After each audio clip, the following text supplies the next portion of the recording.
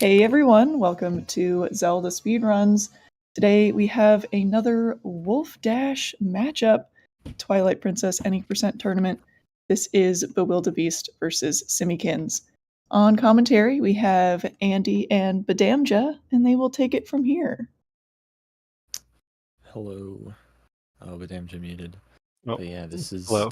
the Wolfdash tournament. So Simikins and bewildebeest will be doing any percent. And yeah, I think they're doing the same route this time, right? Doesn't Simi do ELH? Yeah, I think Simikins is doing ELH. Yeah. So this is the round one winners bracket. Winners bracket for the main bracket, a round one match. And the winner of this match is going to play Iwabi in round two, which will be exciting. So yeah, I can't imagine Beast not playing ELH, and I believe Simi's recent runs were on ELH. So yeah, I mean, I raced him like a week and a half ago, but I already forgot. So I think he's doing it. Yeah, we'll see. Makes sense.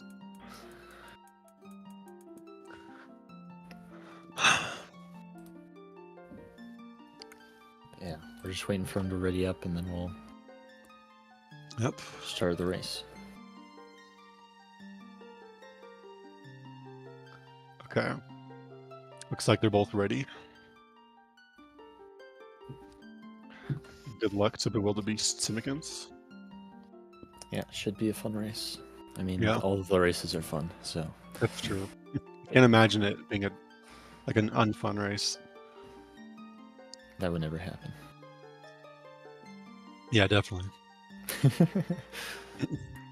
Alright, looks like we're starting countdown.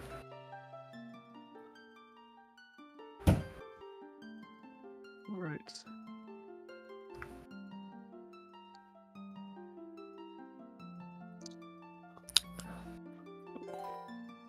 Wait a second. Oh, it looks like it's... Okay, whatever, it doesn't matter. But on my screen, it looks like Simi's and Beast's screens are flipped from what the labels say. But I don't think it matters. No, they're not. Well, they're not for me, but... Oh, okay, it's probably just on my end. Weird. It looked only me. Thank you, Doopsy. Yeah.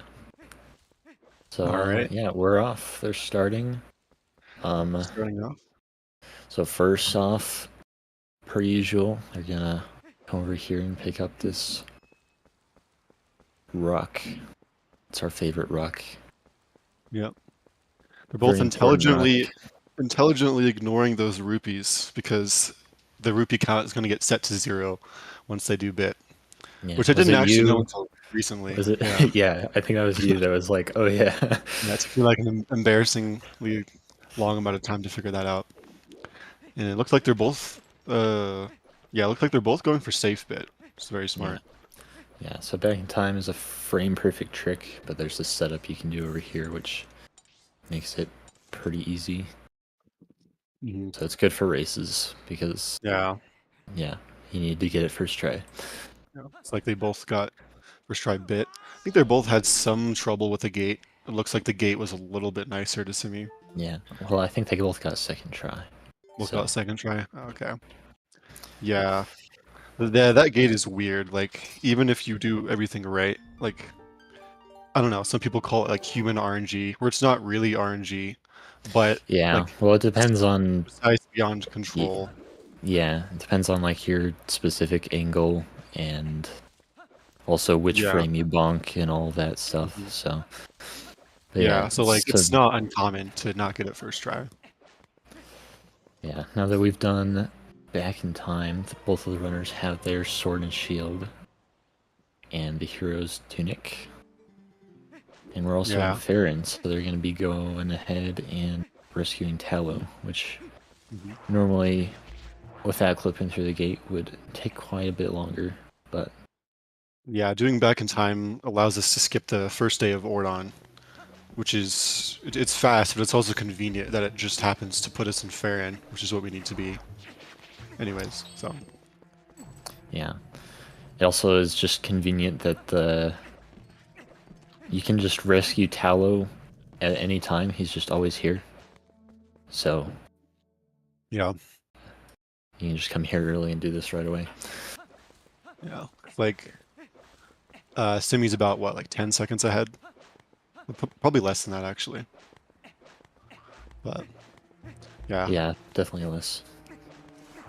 Yeah. Anyways, because of doing bit, we're gonna have to do a pretty hard trick later on.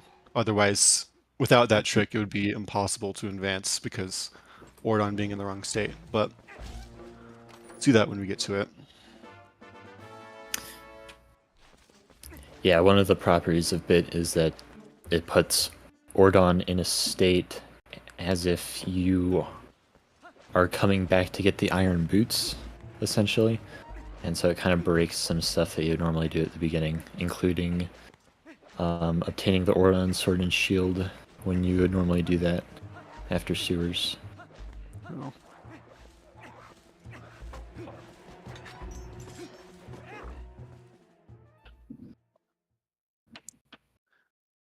Yeah, so the first, other than gate, the first 4 minutes are pretty consistent. Yeah, But we'll it's see mostly two just movement, just I guess yeah. just lions. They're Yeah. trying their best chain rolls here. Yeah. To be optimal, all of your rolls have to be frame perfect to lose the minimum amount of speed. And that's especially important up slopes. Even if you fail a chained roll at the very start of the slope, it makes the rest of your rolls lose speed, regardless of Beast talking talk to to Tal, yeah. Talon. Nice. Just gotta get the lore, you know?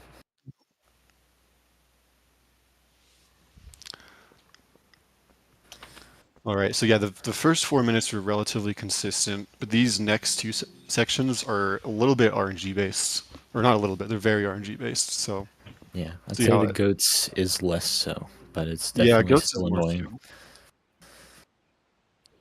But yeah, this is where we'll probably see them separate a little bit more, most likely. Yeah, well, we'll see. Yeah, goats is a little bit more controllable, but so the goats spawn in the same spot every time, but how far they react away from you and how fast they react when you go near them is RNG. So Yeah, like sometimes you'll get up right close to them and they'll barely move, and sometimes they'll notice you from really far away and they'll kind of go in the wrong direction. yeah, it's like Simi got one Howard. Beast also got a Howard. Oh, okay. Yeah, so not the greatest goats from either of them, but it looks like Beast had a little better. Oh, Simi's It's aggroing the goat to get him in the barn. Simi doing Good the job. aggro strat. Nice. Yeah. It's like they both went for right goats there. It's interesting. Yeah, right goats, it tends to be, it's a little bit faster, but it's also a little bit more risky just because you're starting right next to those goats. So it's a little bit harder to control which direction they'll go in. Yeah. Simi Oh, did Simi left. did I thought left? he did right. I But thought he did right as well. Alright, well, anyways, we're not supposed to be able to get the iron boots this early, but because we did bit, we have the opponent tamed flag set. So now we can just talk to Bo in what should be a cutscene, but we're not in a cutscene because Ordon, or it's just screwed up here. So if we yeah, just talk to normally, him, yeah. He's yeah, normally normally supposed to pull you into a cutscene outside, and then this part would trigger by itself. But since you are manually starting the conversation, I guess it behaves weirdly. But once you yeah, make so it we through all just those have to. text boxes, you can just start the minigame normally. Yeah, and then essentially this fight is rock paper scissors. It's like Beast getting kind of rough RNG on the first phase. I mean, So is Simi. yeah, I mean, in reality, sidestepping is kind of what you want because it's optimal to slap. But Beast Yeah. went for grabs, and that's why he missed. So he should have just gone for slaps. True. Yeah, so if you get a slap and you mash at least 12, I think it's 12 times per second, then you can Around get a there, one yeah. cycle. Yeah, but Bo also has to get the right RNG. See if he gets the one cycle here. I just missed it. It's all right. Not a terrible build. Simi got it though. Yeah. That was pretty interesting though. Like, they both got pretty similar RNG, so Yeah. now they're still only a few seconds apart. Yeah. 750 and 753 iron boots, respectively. Very interesting. Yeah, it's pretty unpredictable there, like what'll happen in races because it is RNG. So sometimes one racer will end up with a 30 or 40 second lead, and sometimes they're only 3 seconds apart, like they are right now. There's just no way to know. Yeah, this boots time is a little bit probably worse than what they would go for in a regular run, but in a race, that's just a fine boots time. Yeah, for sure. Anything under 8 minutes is probably, like, honestly pretty good RNG for a race at least. Yeah. Yeah. If you notice, they saved there. The reason they did that is going to be for a trick that's coming up in about 20 minutes. A little less than that, like 15 minutes. Yeah, that'll be useful once they go to Forest Temple. So we'll see that once they get there. But for now, they're just coming here.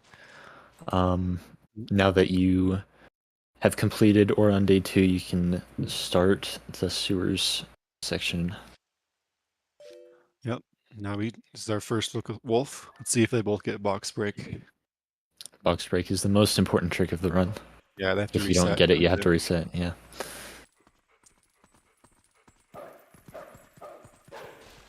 Nice, Beast got it.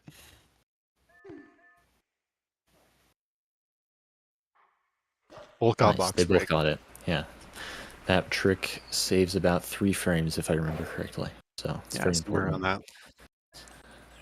Beast also getting the frame perfect spin. Also very important, yeah. Simi getting a dash. Yep. Yeah, so this is essentially a tutorial section for like wolf movement and all that kind of stuff. So naturally it's going to be very movement heavy. Just finding our way through these corridors as quickly as possible.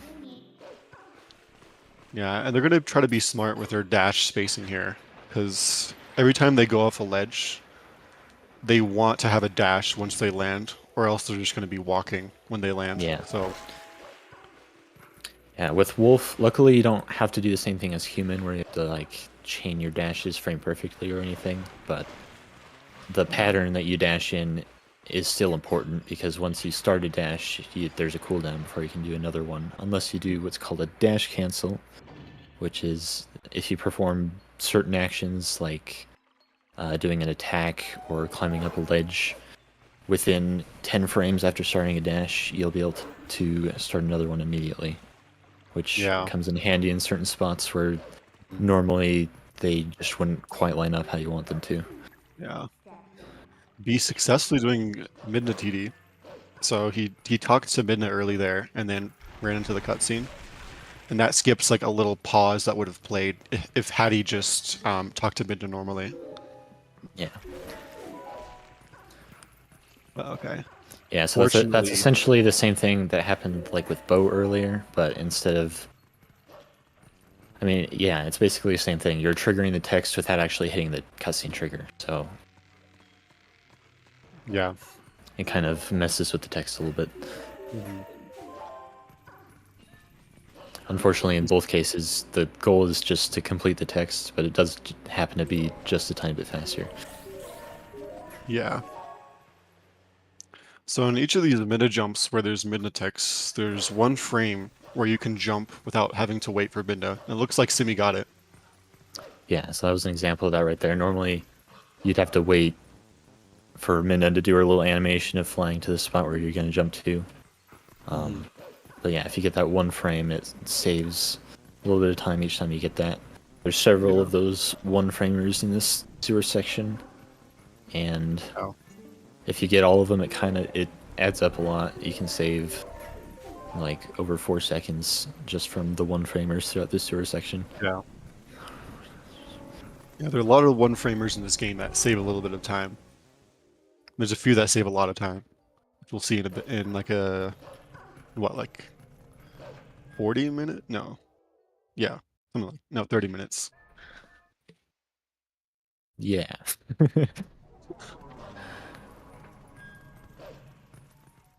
Yep.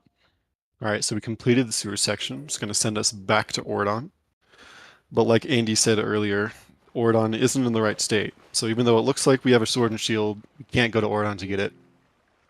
So we're going to have to use this Boblin, which we call Hugo, and we're going to lure him over to the Twilight wall here. And then we're going to do a long jump. You're going to use him to do a long jump attack and get into Farron. Yeah. So essentially, there's 2 triggers over here by this Twilight Wall where we're leading Hugo. The first of which is a Midna text trigger, which we don't want to hit, but that trigger will only affect us if we touch the ground within that area. But the one closer to the wall, which is what we want, can trigger while we're in the air, which is why we were able to jump over the other trigger and into it to be able to enter Farron early. Alright. So this is it's a pretty hard trick, and it's a bit RNG dependent. Looks like Beast got a pretty nice Hugo. Be compliant. Let's see if this works. Ah. Oh, yeah. Fortunately, Beast fails it. Yeah, look like a tiny bit looks a early on little that bit- second jump attack there, I think. So Yeah, I thought it was more Hugo's position, but I could be wrong. it could have see if been, but Sim- also Yep. just, yeah. Yeah. Basically, there's a lot of variables with this. Your angle matters, your timing on both jump attacks matters, and Hugo's position matters. So, Looks like Simikins got it first try. Nice. yeah, so Simikins taking the lead. Yeah. Once you attempt the trick one, if Hugo dies after the first jump attack, you won't be able to target him for the second one. So if you damage him, to reset his health, you have to void out and lure him. Loses about a minute each time. Yeah, so you can't attempt it twice, even though Hugo's still alive, which is why you saw Beast Void there. Yeah, and if you do kill Hugo, then he's actually gone permanently. So you definitely don't want to do that. Is that a soft log? Pretty much, yeah. I'm pretty sure he's still gone after save and quit, so. Yeah, very nice second try, Beast. I don't know, maybe there's like some 100-hour pickup slide into Baron or something that you could do, but because there's I don't know there. that I No, don't. you can't transform. You can get a blue rupee there, but yeah, I don't think pickup slides work as Wolf, Yeah, unfortunately. But yeah, That'd be that's funny, not an easy trick. So Yeah, even definitely. the most consistent players, like it's a tough trick, which is a lot of variables. Yeah, I mean, we just saw Beast fail it. Everybody fails it every now and then, even top players. Yeah. And it's one of the hardest tricks for new speedrunners to learn.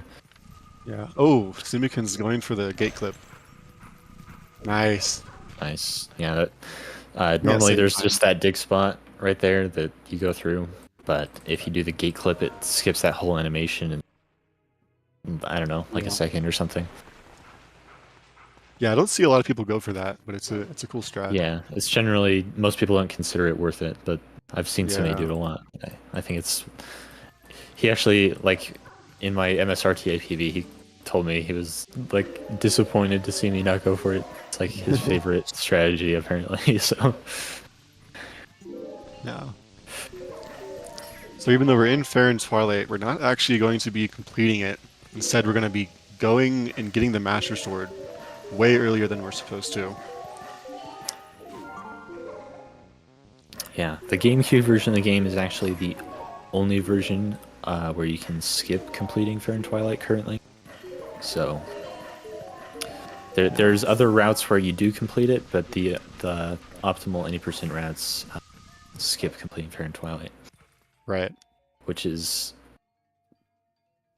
you know, kind of fun and unique. So on Simikin's screen, we're going to lure this Shadow Beast over here to a specific... Looks like Oh, he's going for fasting fasting miss. miss.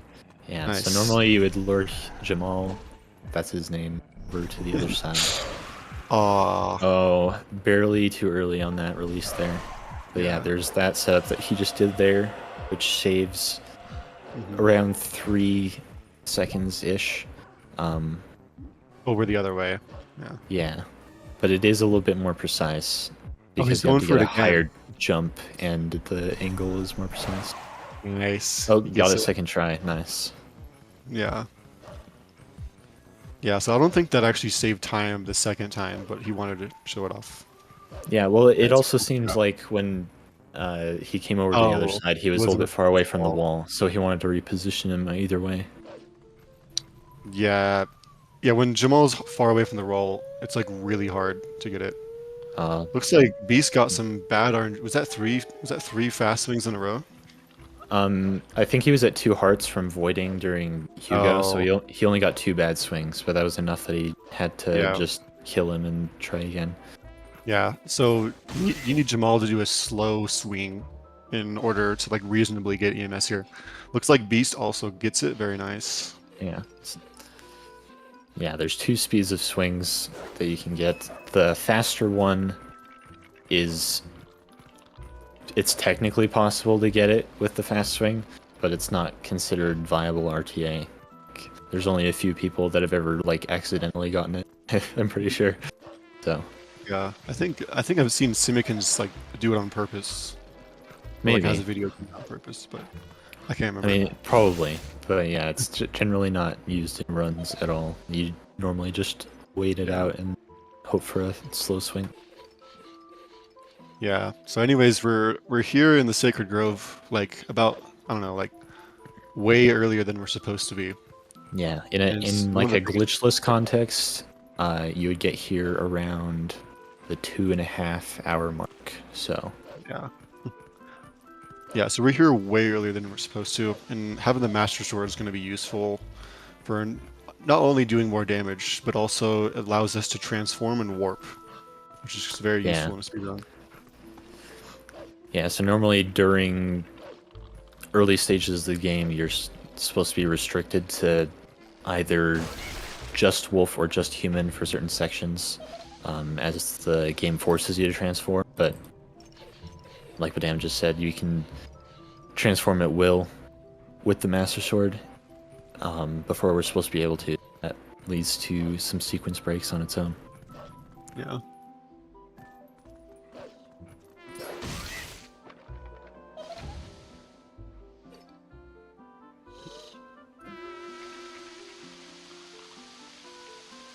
Yeah, so the whole Sacred Grove section is basically just straight line simulator. You just Whoa. want to Do you see take that? your movement as tight as possible. I saw something weird happen, but I'm not sure exactly what it was. Yeah, he got like a I don't even know what that was. Simi got like a pop up on the side of the wall and like he went Yeah. flying. That was kind of funny. Sorry, I interrupted you. No, you're okay.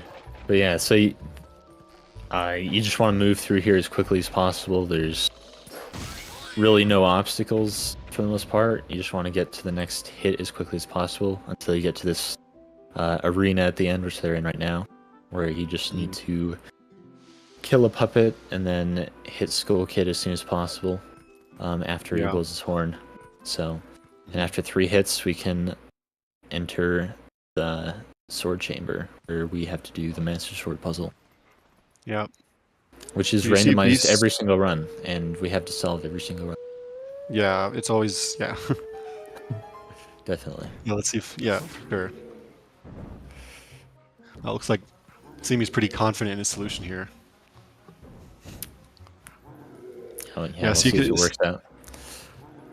So if you saw Beast, every time he was hitting those puppets, he tried to only hit one of them because of the hit stun effect. Where when you hit an enemy in this game, there's like I think it's like 5 frames where the game just freezes. It's a bit variable depending on like what enemy it is and which attack. But yeah. Yeah, there's a few frames, and you want to avoid getting multiple hit stun effects. So that's why he's trying to kill only one of those puppets there. Yeah. Gotta save those frames. Yeah. Looks like Simi successfully completed the puzzle. Let's see if Beast can also do it.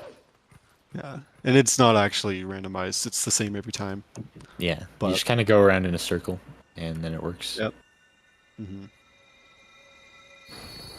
22-20 Master Sword for Simi. Not bad for Yeah, pretty good in a race, yeah. Especially with the Goat EMS bow. stuff going on, yeah. Oh yeah, that And too. bow, yeah, that's true. All of the above. Yeah.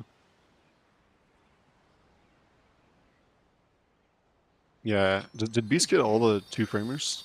I wasn't paying attention. I think yeah, in each one of those jumps, there's 2 frames where you can do like a sense input. So Yeah. we kind of just do that for fun to see if we can get all the 2-framers. I'm pretty sure Beast got all of them. Yeah, it's not actually faster, but it's like fun to practice your timing and see if you can get them all. So. Yeah, Beast clocking in at 22:59 Master Sword. Which is also which pretty good also, for a race.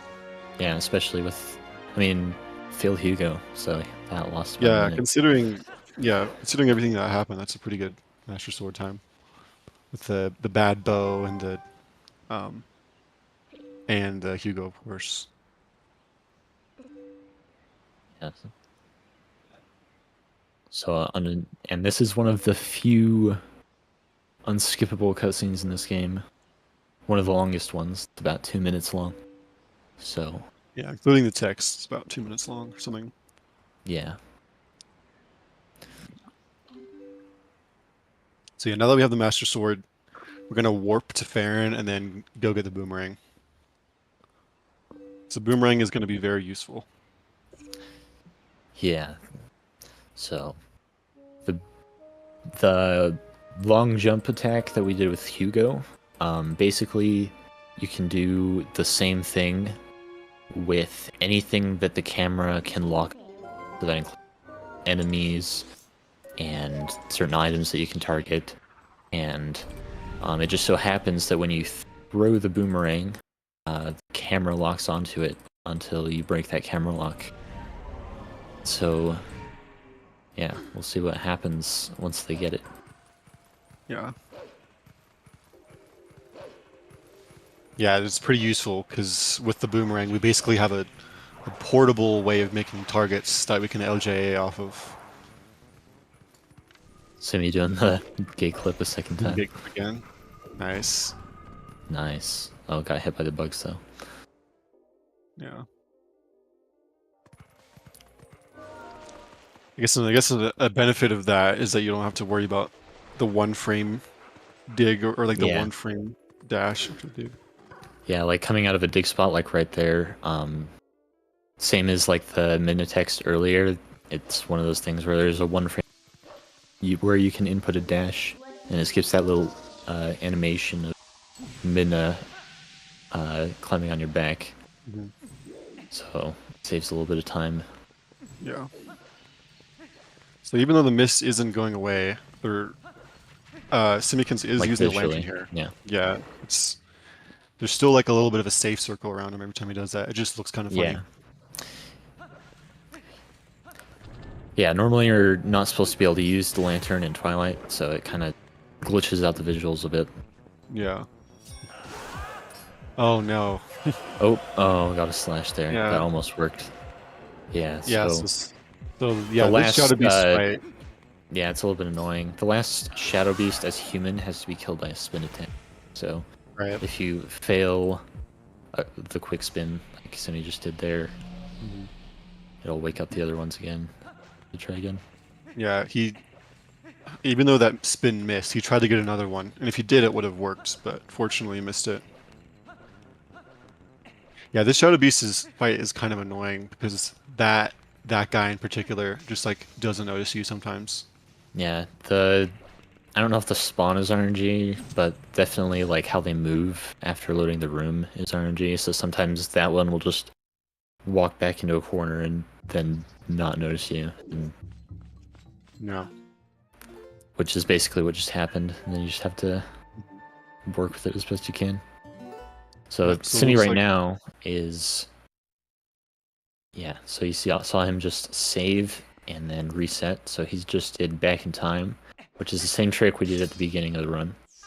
But now he's going to load this file, which is the file that he saved right after doing bow. So there's certain save locations that you can load during back in time like that. that will load the KB1 boss fight.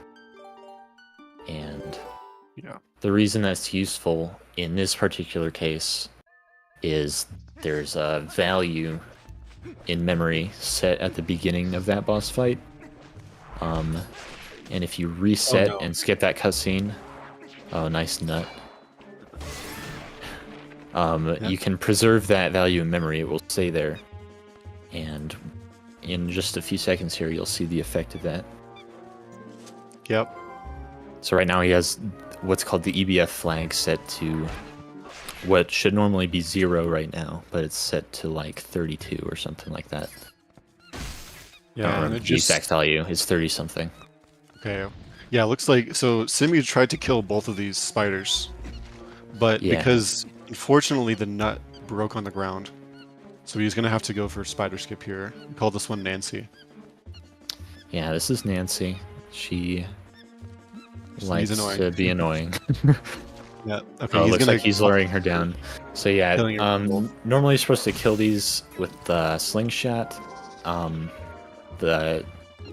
What we do instead is what you saw him try to do with killing them with the nuts. But since one of them broke before he was able to use it, had to lure it down as wolf. For some reason, you can also kill him as wolf. So yeah. Yeah. It looks like Beast, because of that, Beast is now in the lead here. yeah, did Beast get spider skip or did he? He killed both of them. Oh, okay. Yeah, regardless of whether the nut breaks, you can sometimes skip the second one. It just depends on RNG, because it has to be facing away from you to not notice you. Yeah. Anyways, so because of the boss flag being a really high number, just so happens that the Forest Temple also uses that same value to keep track of how many monkeys you have. So we just set this third part. Yeah, so we set the boss flag to a really high number after doing bite, and now we just have those monkeys to immediately cross that gap and go to Ook. Yeah. I always thought that was super interesting. Right. Because, I mean, you have one monkey there from the first one you rescued, but the game looks at that value of memory and is like, oh, you have 30 monkeys. I guess we'll give you these 4 that you need. Yeah. Is this an ace turning? I'm sorry, what do you mean by that?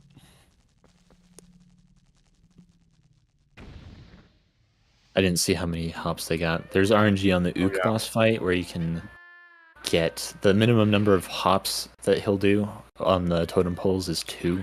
But he can do a lot more than that if you get bad RNG. There's no arbitrary code execution in this game, so this is the any % run. Yeah, we will be doing lots of glitches, but nothing quite that powerful. Yeah.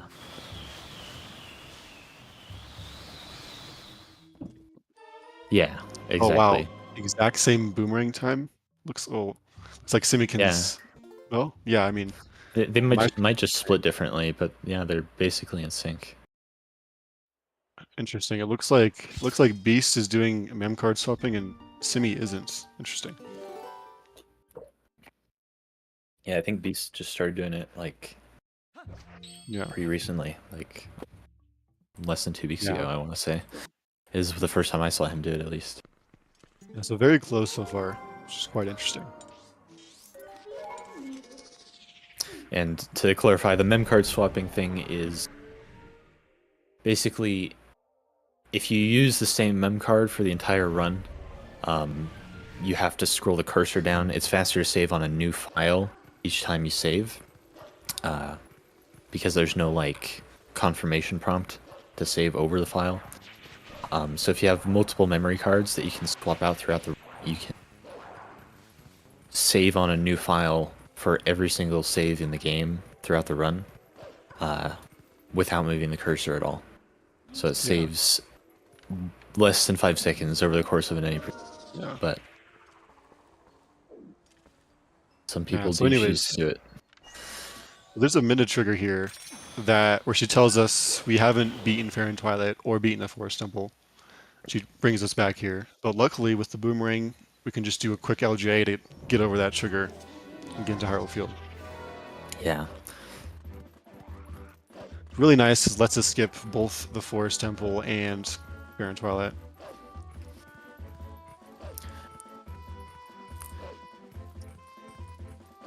So now we're gonna run over to the gorge here in Eldin.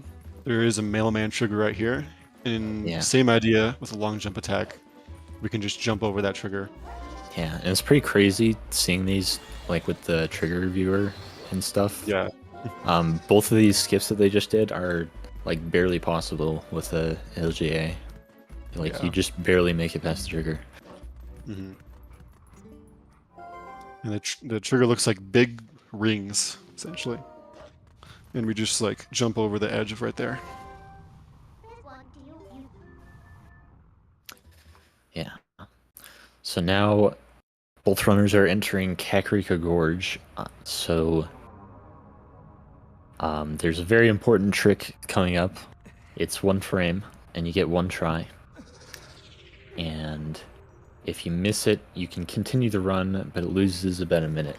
So Yeah. we'll see if I anybody gets wonder it. if we're gonna see a human Gorge Void here. I think they're gonna both do Wolf, but let's see. Yeah, most people don't do Human Gorge Void. Yeah, let's see. So yeah, we're gonna kill these Shadow Beasts, and then right before Minda talks to us and forces us to warp away, there's 1 frame where we can input a jump attack, and which is nice because it avoids us having to backtrack to Eldin a year later. Simi got it. The Beast did not get it. You missed it. Oh, unfortunate. So now Simi is technically in the lead now because he got it. So basically what that means for Beast is that cutscene trigger forces you to work back to Farron. Like, you can't close the map or anything. So you have to. And then he'll have to run all the way back in the trick that Simi is currently doing to get over the gorge. Oh, he's doing it this way. Interesting. Oh, he does a roll after it? That's so weird. That's cool. Cool. That's really cool, but... Oh, no. Oh, Oh, no. no. So what that means is he did the LGA too far to the right on the fence. And So now Beast because is of that, and because of that, he didn't land on the ground on the other side of the fence and hit the same trigger that Beast just hit. So now, now Beast is in the lead because probably about essentially 45. he'll have to retry that trick again once he gets back there. And oh, is Beast going back? Interesting. I do think, he timed this recently and confirmed that doing Eldin and Eldin Twilight first, if you feel Gorge Void, is like a few frames faster or something. Yeah, but it does force you to skip a few splits, so... Yeah, it kind of changes the order of things, but... Yeah. I mean, if it's faster, might as well. Oh, and Simi just did Did he do that last time? He did the wolf setup, which some people prefer. They went to position for fair and escape. He did it last time as well, yeah. Didn't work. That shows you how precise it is, because that looked like it should have worked, honestly, but he must have just barely hit the edge of that trigger. Yeah, this trick is just barely possible, so it's very precise and easy to fail. Like, it's not particularly difficult, but it's really easy to screw it up. Yeah. You have to be standing very, very close to the edge of the trigger to be able to do it, which means it's easy to accidentally run into it, and that's really annoying, because then you have to get your position back all over again. And if you're not standing close enough, then the trick won't work, so... Yeah. So it's gonna be... okay. So now we're gonna see Beast doing the trick that Simi was attempting just now. And it looks like Simi's also going back to Eldin, which Interesting. is interesting. Yeah. Yeah. So Beast got that rupee roll. Yep. So and Simi now has cleared the yellow text flag, so I guess he's gonna have to save and quit here to be able to get the rupee text again. Oh yeah, unless he's gonna go for the blue first. Yeah, there's another dig spot nearby to that one he used before, which has a chance of dropping a blue rupee. Yeah. But it's RNG. Yeah, so in this game, since we got the yellow rupee, if we get another yellow rupee right now, it will just give us the rupee without giving the text, which is not what we want. Yeah, but if 'Cause you the whole save and point of this, quit, it gives you yeah, the text again. Oh, does he not know? looks like he. Did he save He's and like, quit and we just didn't notice? I don't think so. I don't think this is gonna work. I mean, maybe he did. We just didn't notice. Maybe. We'll see. No, yeah. So Yeah. because he didn't save and quit, he. Okay, so he's going for the backup here. So he's gonna hope that this dig spot is gonna drop a blue because he doesn't have blue text. And He that's a didn't, yellow. unfortunately. So now he So has to save normally a yellow would work depending on how you failed it, I guess. Like if you didn't trigger the text. So if you happen to be too slow on the yellow is the one he wants to avoid. Right. Save and quit again. That's unfortunate. That's unfortunate. Yeah. That's one of those mistakes that like you feel bad about because it's preventable. Yeah. But it happens to everybody once in a while. Mhm. It slips your mind. Yeah, the good news is he's gonna have a lot of money. Yeah, that's true, I guess. He won't Yeah. he won't have to worry about rupees as much because he got some extras. Yep. So the point of getting a rupee here is because we want that text, because otherwise we'll slip off once we do that LJ, which is why we need that rupee there. Oh no. It failed again. Still too far right on the Unfortunate. fence there. But yeah, essentially, yeah, like Badam just said, you would just slip off. But if you use the rupee text while you're on top of the fence, and you can, from a standstill, you can get a roll input, and that roll allows you to move just enough that you're able to get to the other side of the fence and slip off that side instead. Yeah.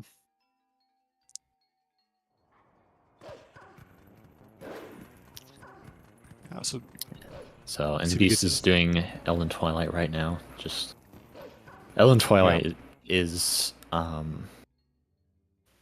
probably one of the more like movement intense sections of the run. Like, Yeah, there's especially for Wolf. a lot of little optimizations, so it's a pretty cool segment. Yeah. But yeah, It's gonna go for the backup. but it all boils down to just running around collecting all the tears. Yeah, Elden Twilight's really cool. I think I've heard someone describe it as like a dungeon, but as Wolf. Kind of, almost. yeah. It's like, yeah, terms of which I think is how the Twilights are supposed to be, but Elden definitely does the best at it, I think. Yeah, Simi unfortunately still having some trouble with rupee roll. It's not an easy trick. Yeah.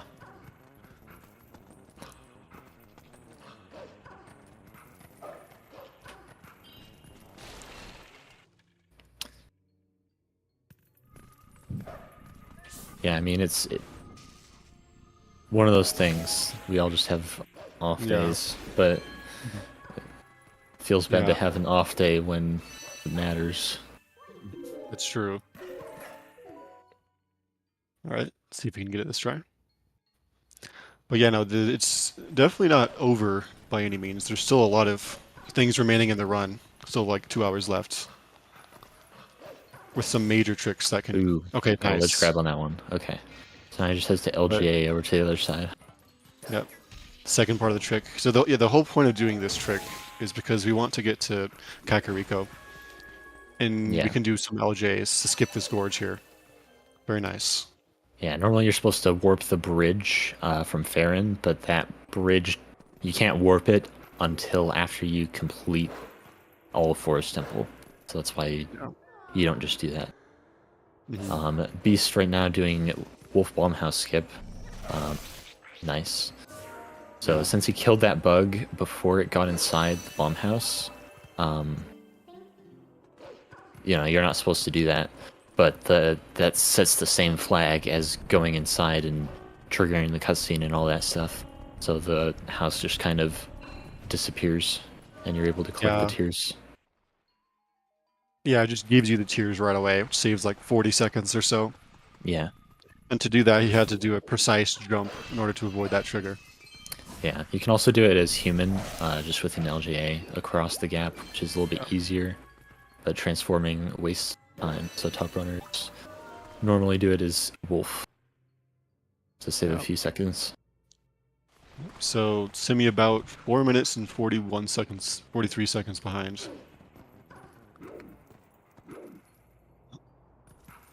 Oh, nice. Beast landed on the little ledge there.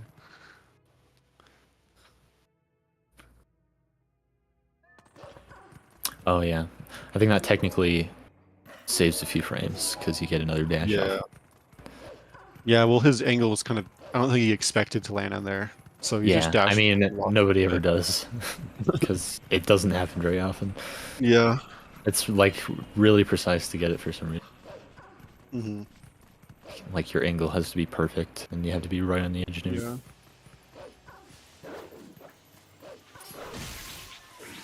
Yep. So Simi was moving in a very particular order in order to kill all those bugs. If you don't Yeah. do that it's relatively precise how you move there to kill all those three in one mid-charge attack because of how those bugs move. Yeah, if you don't do it correctly, they'll kind of scatter and you'll miss one. So it definitely matters exactly how you approach them and everything. Right. We don't actually need to beat Elden Twilight for any other reason other than to warp this meteor. So that's the whole point of doing this section. Yeah, because the meteor allows you to start Lanayru Twilight, which is one that does matter for other reasons. It opens up the rest of the game. But you can't start that until you complete Elden Twilight first. Yeah. Which, you know, it would be cool if you could skip it, but I'm also that we Now Beast unfortunately getting too close to that bug there for attacking. Yeah, if you stay far enough away, it'll stay still and just hit it as soon as possible. Yeah, so like all the Twilight bugs in this game are, or at least the ground ones, are like reasonably manipulatable in terms of how you move. You can cause them to do certain things that are faster. Yeah, there's only like 2 or 3 of them. Well, 2 or 3 different spots where you can't. So Yeah. And Simi has then 78 those, rupees, so yeah, he'll definitely be covered. yeah. So, because you do need 300 rupees in any percent to be able to repair the Sky Cannon later. It was recently rediscovered that you can play on French, and essentially there's a bug with the text that allows you to repair it without any rupees, but it is technically a couple of seconds slower, so there are people that are choosing to not to use it. So that's why Simi currently is on German for any percent. Yeah. Yeah. Saves about 2 seconds over French, if I remember correctly. Yeah, so yeah, language really doesn't matter too much in this game because the way fast text boxes work is if you press A, the whole text box just renders immediately. Yeah. So that's why language has only like a 2-second difference on a 3-hour run. Yeah, and the slow text that there is kind of like even on German, there's certain text boxes that are just way slower on German, but it just happens that when you add them all up, it's about 2 seconds faster. Like they all kind of fluctuate. That's interesting. If you do Elden first, oh no, Simi unfortunately failing bomb house skip. It's gonna have to go back up here. But that was interesting because Beast did Elden first, and then there was a Twilight Wall that was actually rendered when you went to Yeah, Lenara yeah, instead of that just is like interesting, wall. but that That's makes cool. sense though because like that's where you're supposed to be technically, I guess. Oh yeah, you're not yeah, because you're not supposed to. Well, I mean, you're still not supposed to beat it Lenara quite yet, I but mean, yeah, but as far as like the order of the Twilights, like Elden is complete, yeah, and so it's gonna render the linear one. yeah. That's interesting though. Yeah, I don't know that I've actually seen anybody do Elden first until now, just Mhm. because um, it is only a matter of frames. Most people just, if they feel Gorge Void, they'll continue on the normal route, Okay. which is to He's do going for card running. linear first. Oh, yikes. Okay. Okay. Yeah, Yeah, that's a strat that saves like 6 seconds, but it's pretty yeah. risky because if that Kargrak grabs you, uh, after the Boblin dies, then the game will crash, and the last save the Beast has is 10 minutes ago or something. in Forest Temple from the Boomerang, I think. So, Oh, I guess more than or that. Yeah. yeah, so it's been like almost 20 minutes. So it's a pretty big time loss, I'd Yeah, that say. would have been bad if you failed that. But I know, yeah, like a lot of top players are confident in that, although it is still a scary strat. It's a stupid strat. I'd refuse to ever do it again. I failed Yeah. it in like 3 separate races and had to forfeit them just because I was erasing my save files, and so I literally didn't have a save file to go back to. Yeah. Yeah, so with oh yeah, because Beast is doing mem card swapping. So like, Yeah, well, it also depends well, on how you're he might doing not mem card swapping. I think he might how not he be does it finishing. is with a partition card, so he has Yeah, like so he still has the save files, probably. technically like 8 memory cards to work with. So yeah, he probably still has the save Yeah. file. No, probably not. I think Beast is just confident in doing that way. Yeah, most of the strategies that he does, it's not going to be necessary. I mean, he does want to make up time, of course, Yeah, but definitely. it's stuff that he'd be doing normally anyways during a run, but it just happens to be that much more risky during a race where you can't reset and just try again. If both runners oiled up their hands, I think they would both lose because they would not be able Yeah. to hold onto the controller and they wouldn't be able to play the game. Yeah. So I would not recommend doing that. Oh, Simi barely making that steam cycle right there. You're supposed to make it up before that steam blows. Mhm. Yeah, and he made it up right as it started. So, and Beast Yeah. is just heading up here. You just want to come here and get the Zora's Domain portal as soon as possible, which is what he's doing right now. Because this is where you warp the meteor to be able to start Linear Twilight. So Yeah. It's kind of interesting. I saw Simi split for Elden Twilight and then undo it, so he could like he like saw what time he got. yeah, well, I mean, he split for Elden Vessel too for that. Well, yeah, I I think he wonder did if that just so he could see his Elden Twilight time. he Maybe. might have, or he might have just forgot that he did Elden Yeah. first. I'm not sure, but either way. Oh, he warped to Death Mountain. Oh yeah, what did he do? Yeah, I he think, forgot yeah, to go to I think Lenara. he, yeah. So now he still has to get the Zora's Domain portal because Simi also did Elden first. Yeah, no, that's a pretty easy mistake to make because normally if you get Gorge Void and you do Lenara first before going to Elden, Then you then already you have that would portal. then you would warp to Death Mountain, warp the rock. So it's just a muscle memory issue.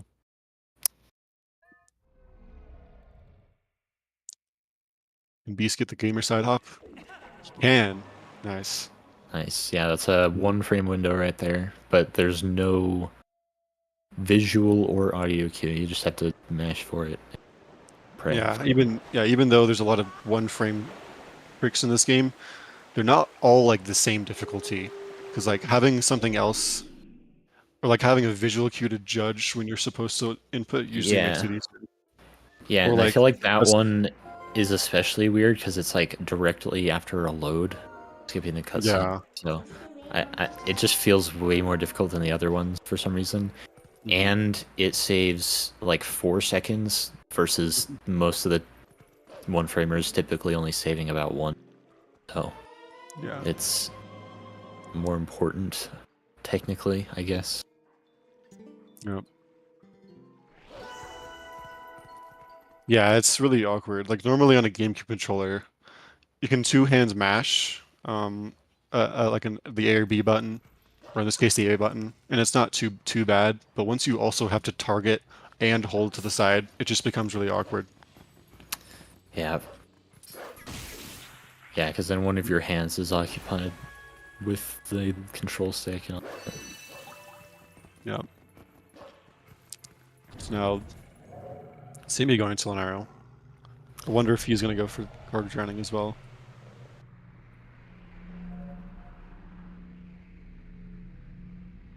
So yeah, this is the one Twilight. Oh, I guess it's only really fair in Twilight that we can skip 90%. Yeah.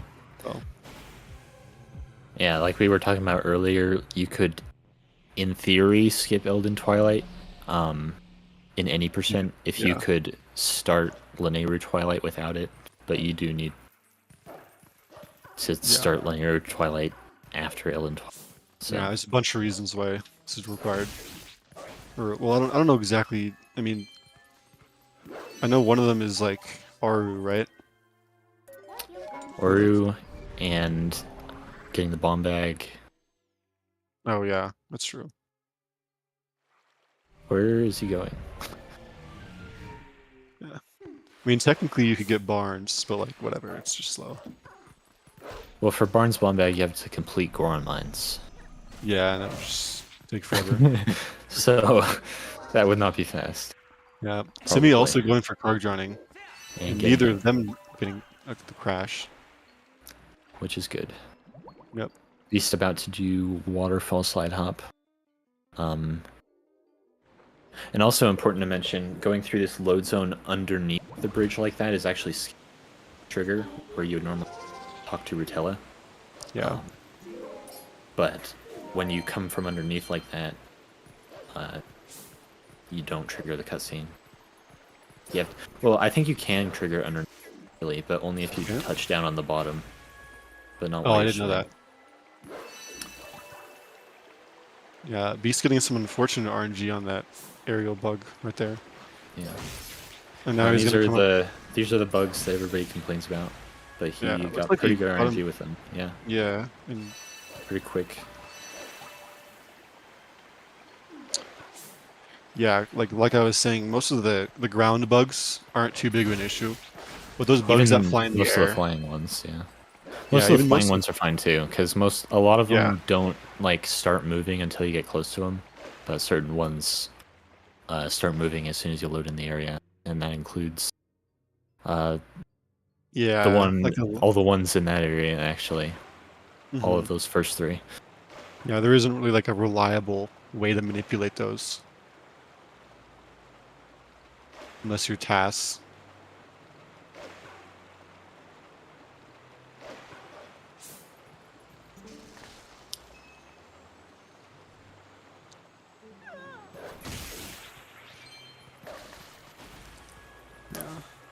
I learned recently that it's faster to do a B attack apparently for the ISA bug. I think it's faster for most of the bugs, isn't it? Well, I didn't know that. I've always just mashed jump attack because that's really easy. It is easy, yeah. You don't have to hold the direction.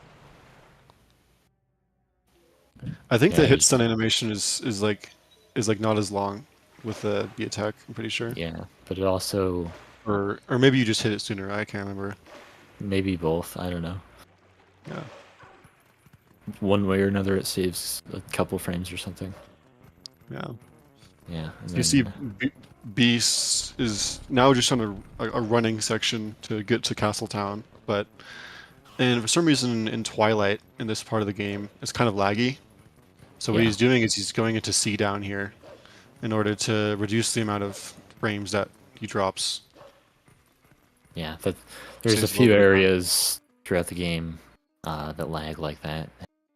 There's different camera manips that you can do. Most of them, at least as Wolf, you can just typically pan the camera down like so. Yeah.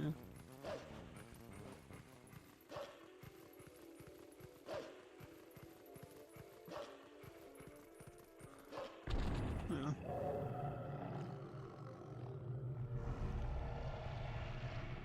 So now getting the Castletown portal, which I think in any percent you warp to this portal one time at the very end of the run. So Yeah, and GameCube. Yeah, you just no, it's just one time. But the one time we do warp to it, it's pretty convenient. So yeah, because you're going straight there from after Palace of Twilight. So you're yeah. What would you even do if we didn't have that portal? well, ZD? ZD maybe,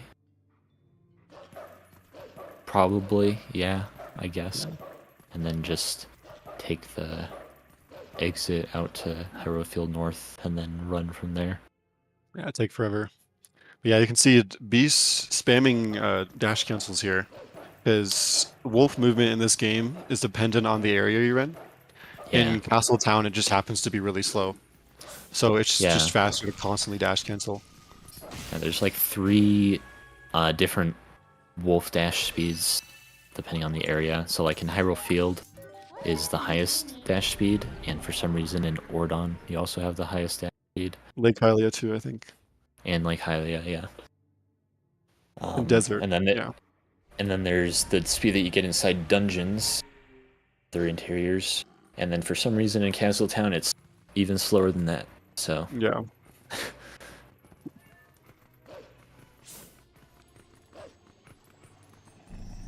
Yeah, human movement is, other than like indoor houses where you can't roll, is pretty much the same everywhere as far as I know.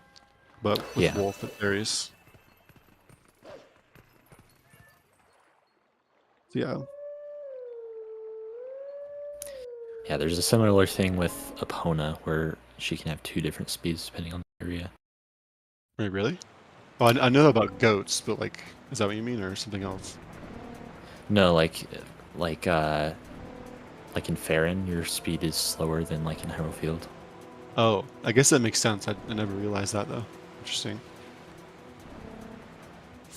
So that's actually why, like on categories where you do bite right after getting the boomerang or anything like that, or at least without clearing the EBF value, that's why you have to avoid on monkey. Oh, yeah. Because that makes sense. because what having EBF does is it skips the intro cutscene, and if you skip that intro cutscene, Epona keeps her speed value from wherever you were saved. And since you're typically saved in Farron, you have a slow Epona speed during the KB1 fight, and it makes it impossible. Yeah. So what Indy said about skipping the intro cutscene is going to be useful in about 5 minutes, I think. No, sorry, like 15, like 10 or 15 minutes. Yeah, relatively soon. Yeah. Oh, that's interesting. That's I missed it. What interesting. Just the ZD bug from Beast. Oh. It like went around to the other side where it normally would. So now it happened? You mean for Simi? like, oh yeah, for Simi I meant it went. Mhm. So he flew into the water. Yep. Now Beast is on the boss bug fight here. So he's going to try to keep, looks like he's keeping the bug on the camera the whole time. And essentially this bug will only attack if it's on the camera. Yeah. So he's just keeping it on the whole time. Oh, unfortunate. So what you try to do there is, after the boss bug attacks, you can do a jump attack, and then there's a little bit of a frame window after that, depending on how high he is above the raft, where you can attack him again, and it skips that whole animation you saw there. But it looks like Beast just missed it. Let's see if we can get it the second time. It's because you set them yourself. the pronouns. Yeah, so you set them manually. Semi just hasn't set them. That's all.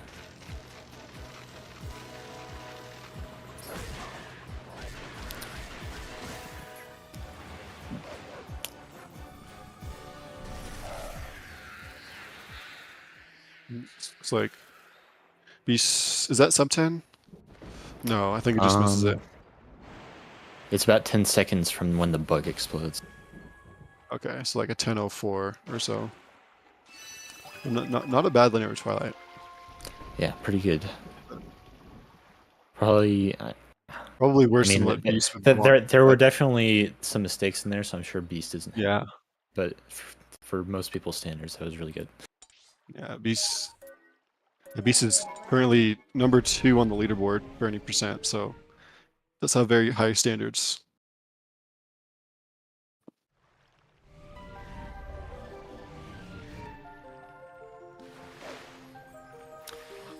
So now that he's completed Linear Twilight, the first thing he's going to do is almost die.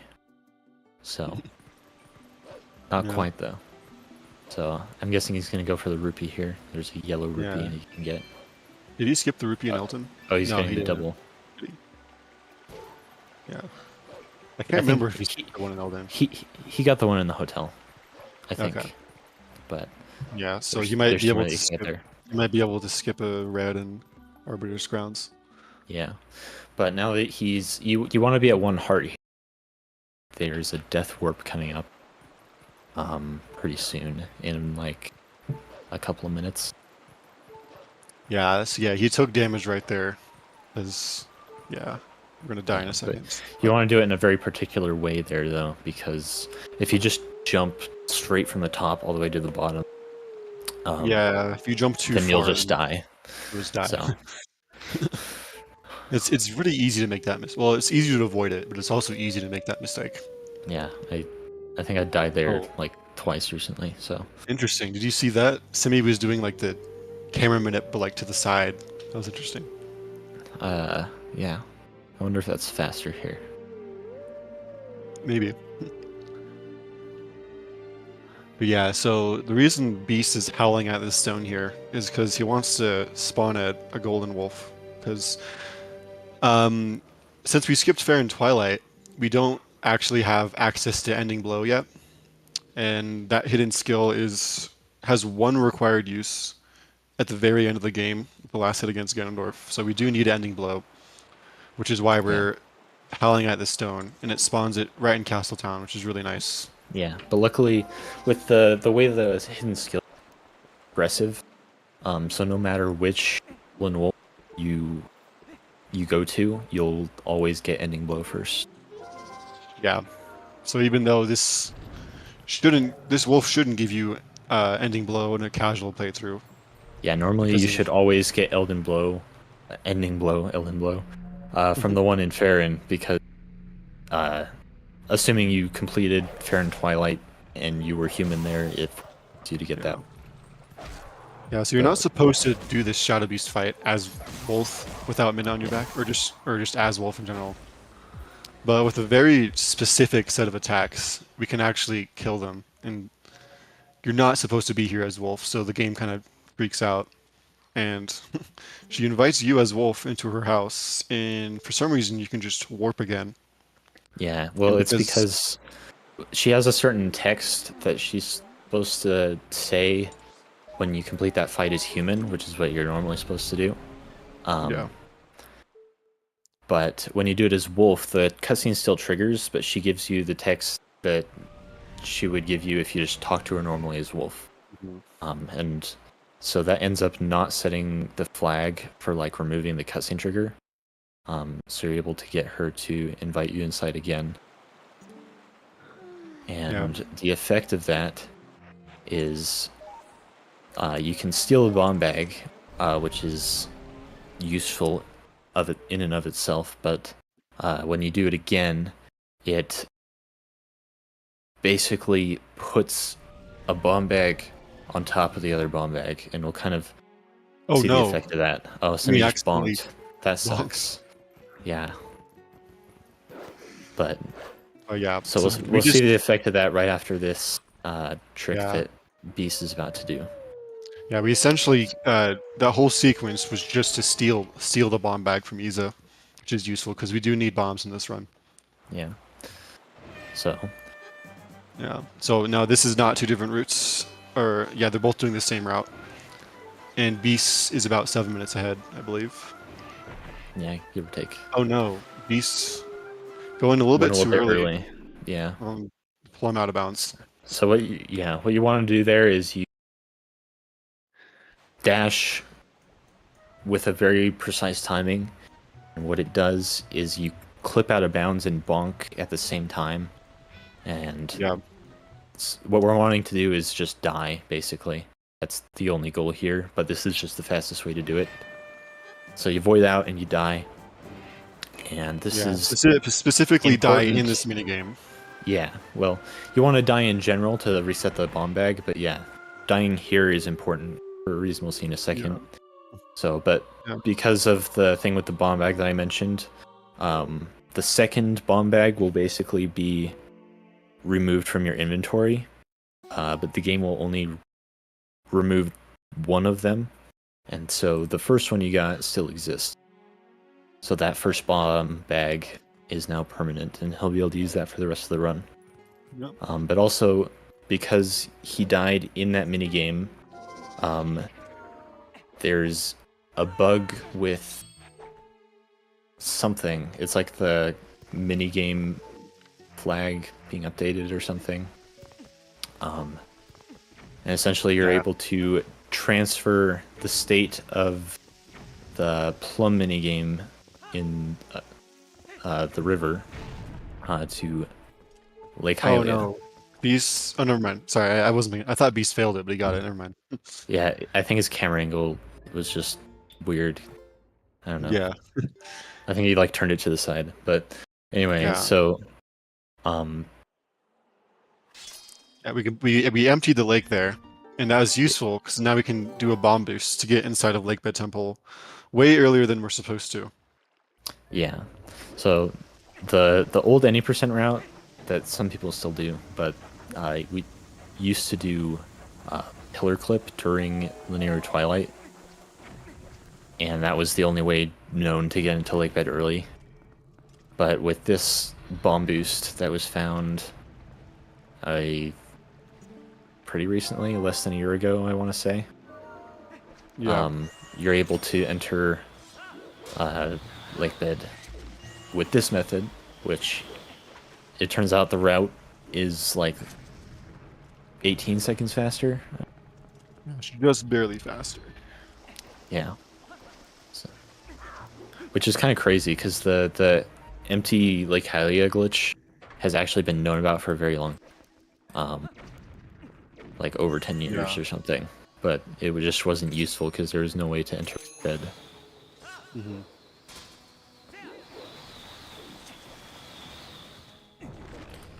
So, and then throughout Lakebed, you'll see Beast is dropping bombs, and that's because he wants to empty the bomb bag.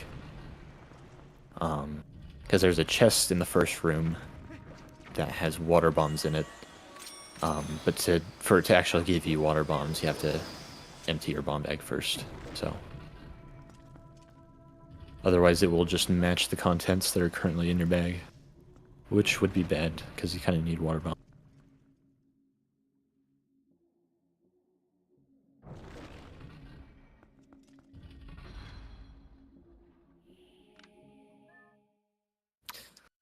Luckily, this isn't city. This is Lakebed. Oh, nice Beast getting the 0 cycle. Yeah, there's a few frames there where you can do. It's a pretty precise set of inputs. You have to pull a bomb and then see up and then throw the boomerang all within a short. And you're able to just barely throw the bomb inside the toad's mouth before it closes. And so that skips the whole phase of chasing around the tadpoles and killing all of them. Jumps up in the air. Yeah, we're not supposed to be able to start that fight from that angle. That too, yeah. Because we had boss flags, when we set it during forest bit, then the fight just starts immediately when you look up, regardless of if you're actually inside of the center of the room or not. Yeah, so that's the same value we set for the monkeys, but it just still exists in memory all Yeah. the way up until now. So you're able to use it for that as well. No. Simi got behind because he failed rupee roll, I think 3 times, or a little bit more than that. Something like that. Yeah, just Yeah, a little bit of trouble with rupee yeah, roll had some today. trouble with rupee roll, and he failed gorge. Well, I mean, Beast also failed gorge void. No, Beast got gorge void. Or no, No, Simi got gorge void. Simi got gorge void, And then he hit the trigger. Yeah, that's right. Yeah. So yeah, just a series of unfortunate events. Yeah, 3 unfortunate events with rupee roll and also with bomb house skip. Simi was failing it a little bit as well. Oh, he did? I forgot about Yeah. that. I do remember seeing that, but I didn't register in my brain. Yeah, so we're not actually going to be getting the boss key here if we do a precise clip. Well, it's not that precise. Well, it is, but we have a lenient setup for it to get into this boss room. And all the other dungeons of this game, like the actual boss door, goes directly into the boss arena. But this one just goes into a room above the boss arena, which is nice, because that means if we can get into that room above the boss arena, we can just go straight into it without having the boss key. Yeah. For some reason, it's the only boss entrance in the entire game that's triggered by a load zone instead of a door, so... Yeah. None of the other boss keys are currently even theoretically skippable because the load is triggered by opening the door with the boss key. Yeah, so it's not like you could just go behind the door and then go in. Like, you have to actually open the door, which you can't do without a key.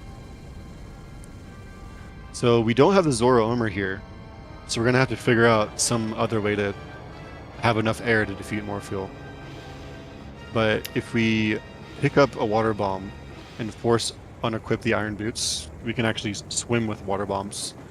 And what that allows us to do is, once we drop the water bomb, the game assumes we're in a state that's only possible above ground, and it immediately restores our air. So it's just a nice little trick that we're going to take advantage of.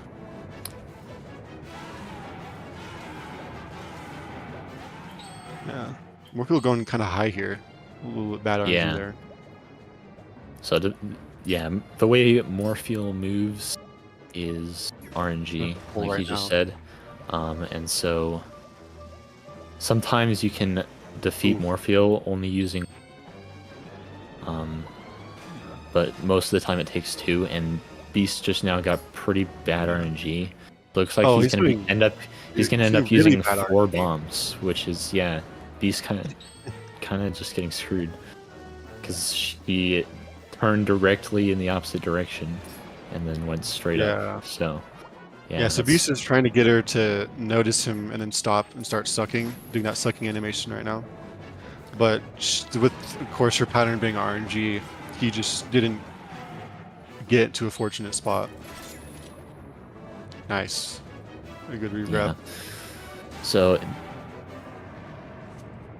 the way the route works, you use most of the bombs that you get from that chest throughout the run for very specific things. So I wonder, since he just used 2 extra bombs, I wonder if he'll be grabbing a backup bomb chest. But probably will, I think. He could either do that, or he could just, like most of the bomb uses aren't necessarily required, they just save time. So it's kind of up to his own choice. For the rest of the run, he only needs 3 that are required, and any more than that are just time savers. I mean, the 2 Zan, what's the 3rd one? Well, I assume he's doing Salad Skip. Oh, yeah, true.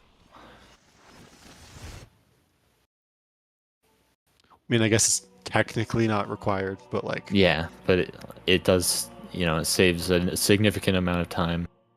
Yeah, that I would imagine that if you're going for it, you should definitely save a bomb for that.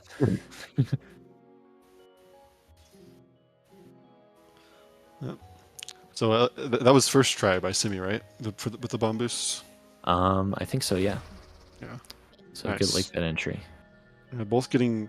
Oh. I think he did lose some time to some mistakes during the Isa messenger fight, but yeah, Beast or Simi tried to get an LJA off of that chew there.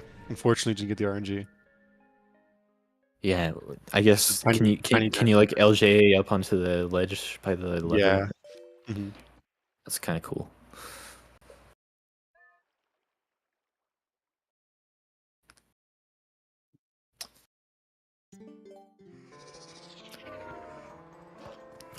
Yeah. So now this is the MDH section, which we have to complete right after Lake Bed, because the next goal, I guess, of the run is to complete Snow Peak and Arbiters. But right now, Midna actually won't let him warp anywhere because it's in the MDH state. So while you could technically do both of those things, I think it would be really slow. And you also need to do this at some point to be able to enter Hyrule Castle. So I don't think you can get to AG during MGH. Maybe you can. I don't know. I think Oru is there during at least during like White Midna glitch. I guess I don't know about like regular MDH. Yeah, maybe. Yeah, we can transform since we have the Master Sword. We're not supposed to. We're supposed to get the Master Sword after this section. Yeah. But we can transform, but it even like you can do the action of warping, like, but then she won't let you actually warp away.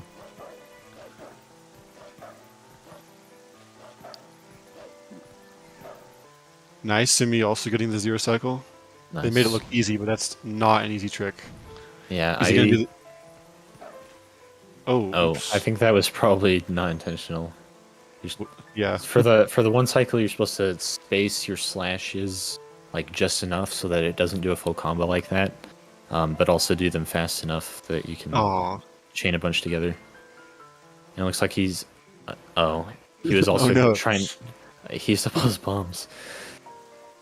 Yeah, I don't think he meant to use all of them there, but what he's trying to do there is there's a new strat where you can actually use a bomb and the boomerang to. Yeah, it does.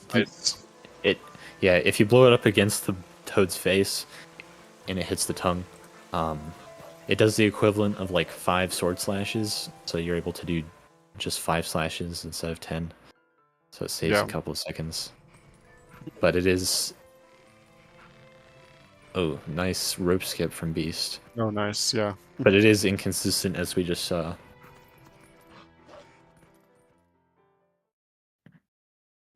Yep, he did get to eat the bomb back into Toad's mouth. That is true.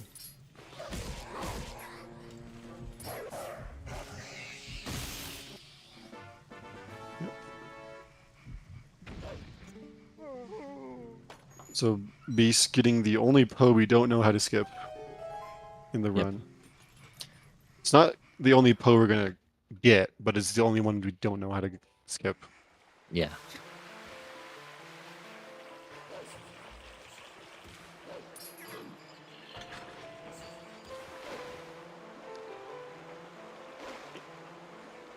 Yeah, I guess in this area, dash speed is also like kind of weird. Like you start off. Yeah, I don't know, but it's like fast enough that you don't have to do the same thing in Castletown. Yeah, I don't know if there's other areas like this, but yeah. This area is weird. I think it's considered like an interior by the game and a dungeon, and that's why you're not able to roll as human. Yeah. Yeah, you're supposed to use the torches to light that second web there, but of course we have the Master Sword, so we can just use the lantern there. Saves a little bit.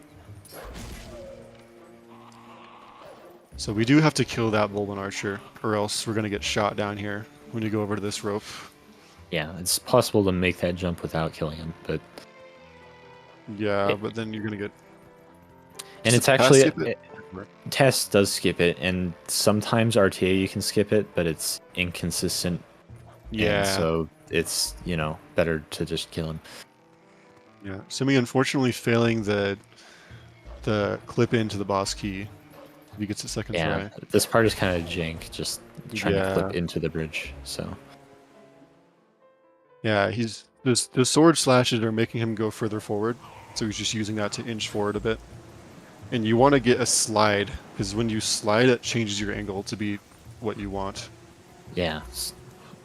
So you can clip in without getting that slide, but then you have to like manually adjust your angle. But if you do get the Yeah. slide, it perfectly aligns your angle along with the bridge. So that's good for the setup. Mhm. So Beast Beast going getting fast the enough. early win cycle there, yeah. Yeah. So Yes. your movement has to be like almost perfect there to be able to make that. Otherwise, you just have to wait for the wind to blow again. Yeah. So Simi failed rupee roll quite a few times, and also failed bomb house skip, which is the main reason he's about 8 minutes behind. He might save some time on Morpheal here though, because Beast got pretty bad RNG. Yeah.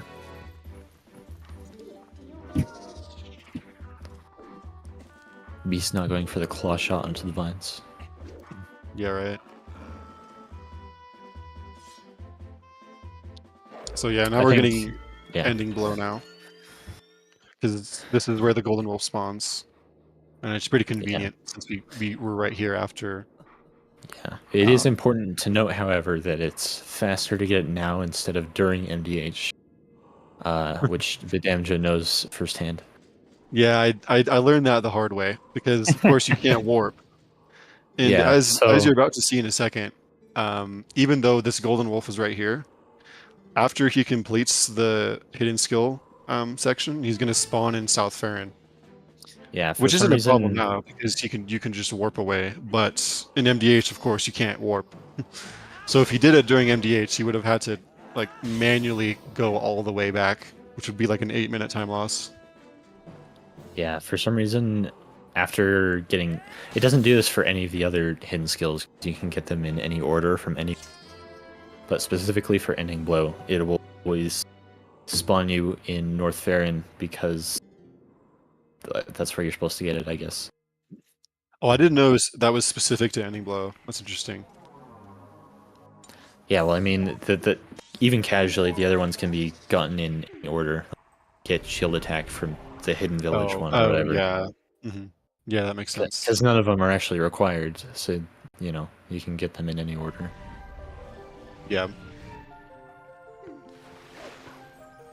Yeah, so Simi also having... was that a 2-bomb? I wasn't paying attention. I am not sure. Based on the time, it might have been a 3-bomb. Yeah. Well, it's better than drowning. Yeah, as long as you don't die. Dying there means you have to do the boss key skip again. And all that stuff. Yeah, so good that he didn't die there. So it's not good. Beast is not supposed to be... He's not supposed to be able to ascend Snow Peak yet. Because if he were to do that normally, he would get voided out. Even though, obviously, so casually you're supposed to get the reekfish scent in order to ascend this mountain. And that's not just because we can see where we're going, but because the game is going to void us out if we try to go up here without it. Yeah, so up here there's like a big wall essentially of it's a big load zone essentially. There's like several load zones lined up here to block your path. And normally it removes one of those once you get the reekfish.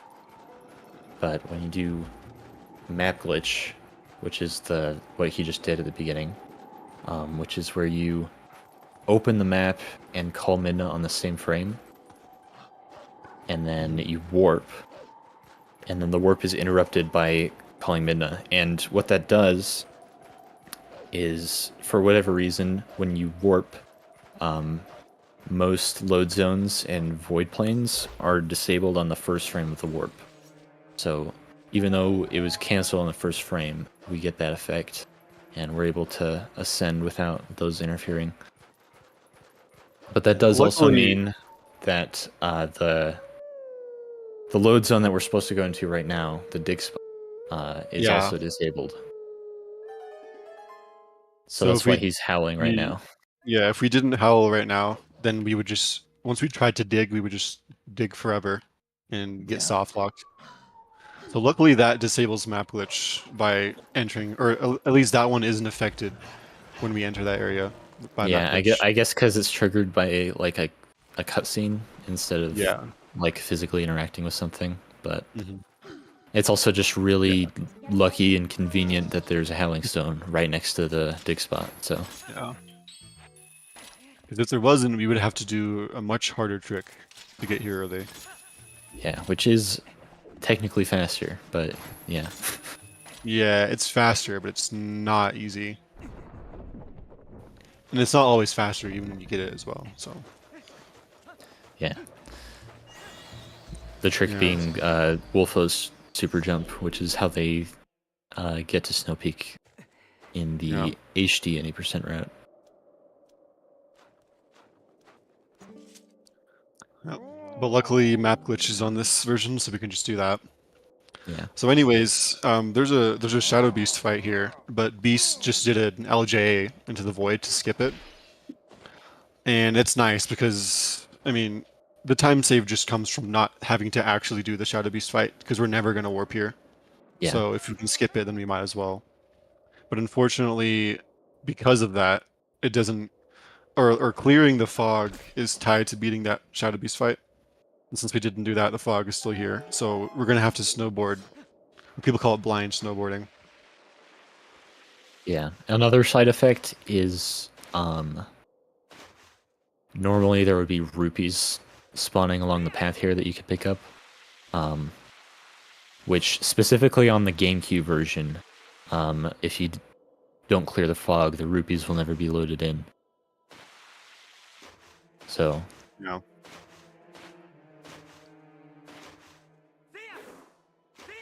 otherwise you could get like 100 rupees just during snowboarding. Oh wait, did Simi just go for rope skip and fail it? I wasn't paying attention. I I heard the Goron like knock him out. probably then. Oh, and now I can't get on the ledge. But yeah. Yeah, so it is blind snowboarding isn't like particularly difficult for top runners, but it is very easy to fail. But luckily there are some visual cues that we can use. Yeah. Obviously the path is the same every time, so you can just Yeah. you know, once you get familiar with like where the jumps are and everything like that, it's Yeah. pretty consistent. But it's, you know, if you don't know exactly what you're doing, then you're gonna void out most likely. Yeah. So this dungeon is pretty broken in this game, and we're pretty much going to do a series of glitches to get the ball and chain as early as possible, and then we're just going to leave. We're not going to beat this dungeon. Yeah, this is probably, I wouldn't say it's my favorite section of the run, but it's Really my fun. favorite. It's one of my favorites in concept, just because Yeah. of the fact that like you skip everything and just like flip through the floor and everything and go through a wall. And, Yeah. So we need to get this freezer is on top of this ladder, and normally when you go up, he blows the ice like forever.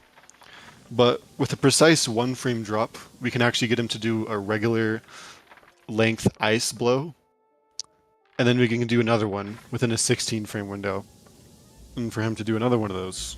And so we can pretty much climb this.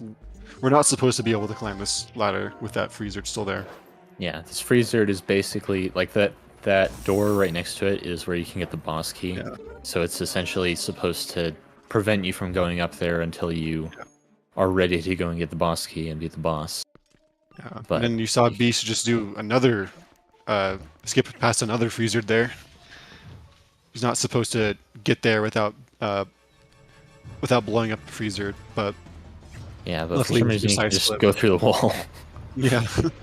And then open the door from behind. So, Yeah, doors in this game, like, you can open them from either side and it functions the same. Like it triggers the same Certain load. doors, I think, not all of them.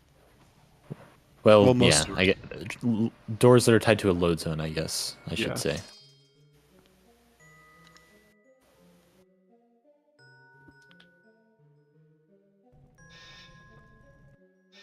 Yep. So we're getting the ball and chain here for the one required use in the run, which is to damage Zant in the Blizzetta phase. Yep. There's like some other time savers with it throughout the run, but Yeah. definitely not worth taking a Oh. huge detour up here. Oh, Simi almost getting the early win cycle, but the bridge Just barely kind missing of it. just screwed him over there. Yeah, the bridge kind of just has really stupid collision. So sometimes, just like jank. even though it should have worked, like that looked fine, but it just kind of didn't let him jump. So Yeah. unfortunate. Well, did he have a dash there?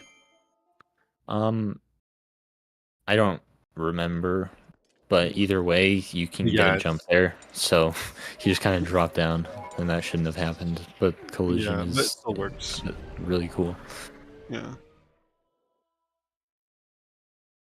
And if he didn't see, bewildebeest got 200 rupees before leaving Snow Peak. There's 2 really convenient orange rupees, that you can get in Snow Peak right after getting the ball and chain. So that's where most of the rupees come from. Yeah. In the 80% route. This is a best of 1, so it's just 1 per match for this tournament. Yeah. At least these rounds are. I don't know if all of them are, but yeah, the winners bracket. Yeah. Yeah. Yeah. Sometimes You can't make that without a dash, and Simi did on the one he made it on, but yeah, it's just harder. But the first one just screwed him over. Just bridge being bad. And this is the longest slider in the game, I believe. Yep. So that's fun. Yeah. So he's getting Aru's memo here, so we can show it to fire and enter the desert.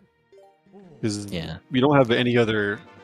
There's no other known way to get into the desert without this way. So yeah, and this Ori doesn't appear here until you complete Lake Bed Temple and defeat Morpheus. So yeah, that's so that's the main reason you complete Lake Bed is just to get him to spawn and to trigger MDH. But yeah, it's complicated, I guess. Yeah, so you might have saw Beast pull the ball and chain there, and what he tried to do is pull it after jumping, so he effectively would fall faster. But yeah, it weighs you down the same way the Iron Boots normally. Yeah. Is that like is it a frame perfect pull for that jump? I'm not really sure. I've never messed with it. I haven't tried it either. You normally can't pull it midair, right? Or maybe you can, I don't know. I don't think you can, but the goal is to like pull it right as you're jumping off the ledge. Yeah.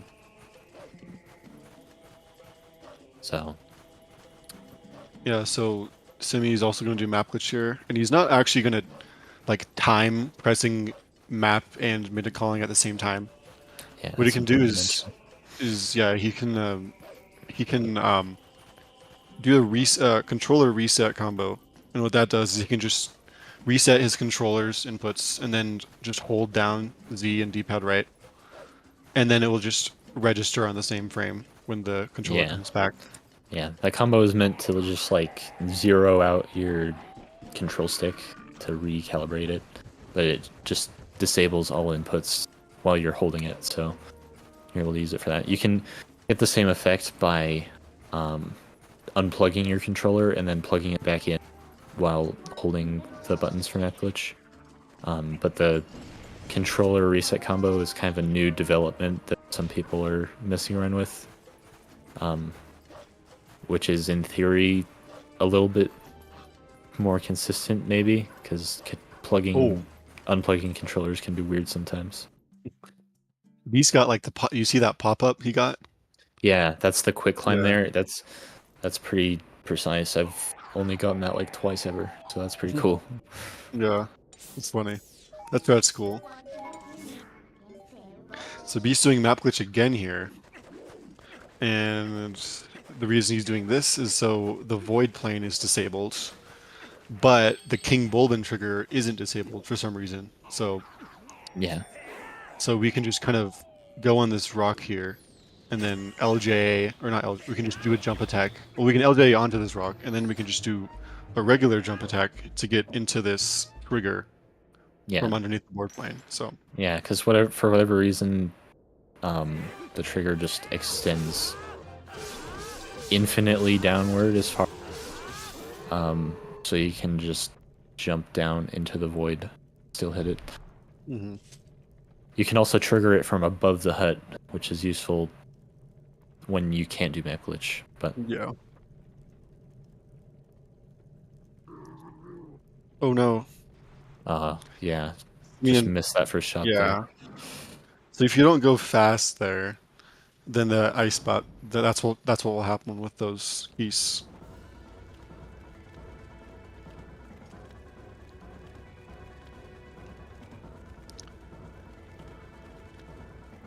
So it looks like Simi's also attempting blind snowboarding.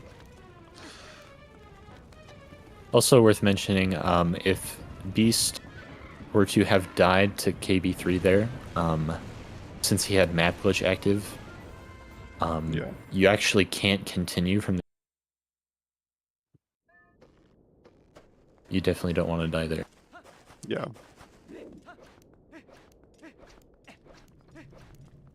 But since the exiting through the gate with the board is a cutscene, that load still works. Yeah. And so yeah, this game is weird. So now we're entering Arbiter's Grounds, one of my personal favorite parts of the run. And yeah, the skill ceiling for this section is really high, so we'll get to see some fun stuff. Definitely one of the more,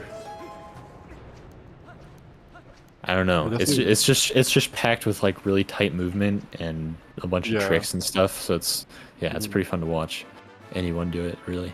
Yeah, it's also frustrating for a lot of people because you can get unfortunate RNG in a lot of places, but yeah, lots of RNG. It's kind of like not very forgiving sometimes. And also just some pretty difficult strategies overall. Yeah.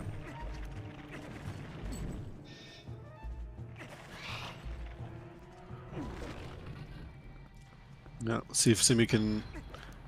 Ooh, nice. Ooh, okay. Kind of landed really close to the edge there. Yeah, it was a little bit sketchy, but it looks like you got it. As long as it works. Yep. Oh, is he too far right? Oh, he's good. Okay. No. If he did a spin there, he probably would have landed in the void.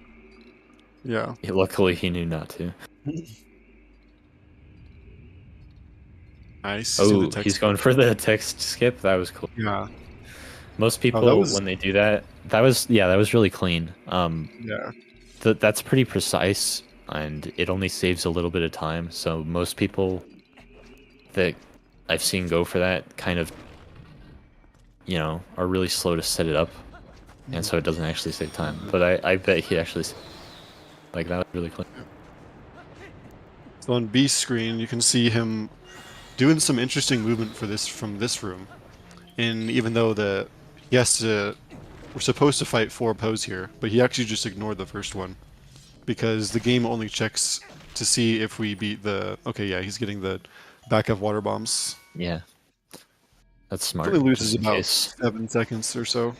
Yeah, it's 7 seconds for that particular chest. Yeah, which is nice because he's gonna use them on some bomb strats, which we'll say sometime later. But yeah, we're skipping the first PO here because the game only checks for the last 3. And by doing that, it's faster to actually get the 4th one first. Oh, Simi did ice wall clip. Oh, you did the ice clip. Nice. This is the other route for Snow Peak instead of the ladder trick, which is like a second slower. Yeah. I mean, it's probably just preference. Like, it doesn't make a substantial difference. There's variance, you know, depending on how well you perform either route. Yeah. It's basically whichever one you're more comfortable with.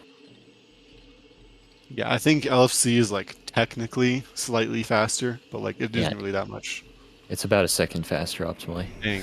He's getting kind of bad RNG with those spins, but that's okay. So he's gonna manipulate those pose by doing a B attack there. He just made them skip their slow revolution animation and go straight into the fast one, which saves some time. Yeah.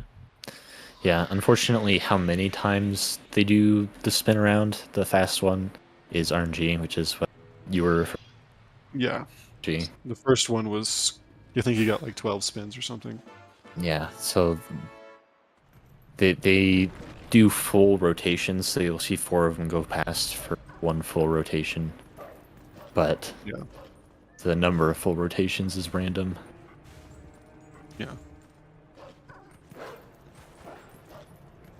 Okay, Simi almost going in the wrong door there, but he didn't. But did he not get the orange? Oh, he doesn't need it.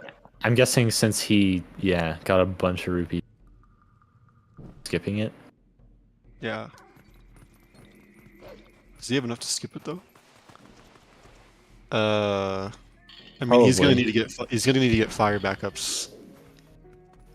I think, yeah, but right? that's probably faster than going in the back room and doing all that stuff. Oh, maybe. I don't know.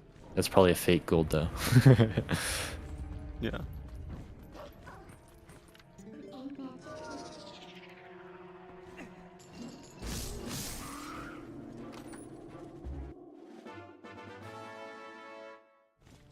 Yeah, and did you want to adjust your I can try. I'll see if I can improve it a little. I just mute for a sec. Yeah. Alright, so now so we're skipping the first Po, and then we're doing Po 4, then Po 2, then Po 3. So this is Po 2 right now.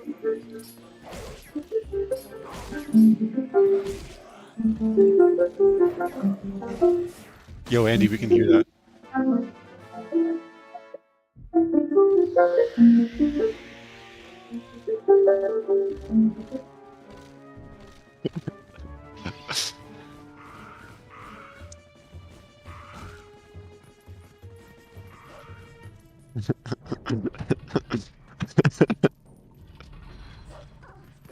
Alright, so it looks like Beast is going to be going for speed right here.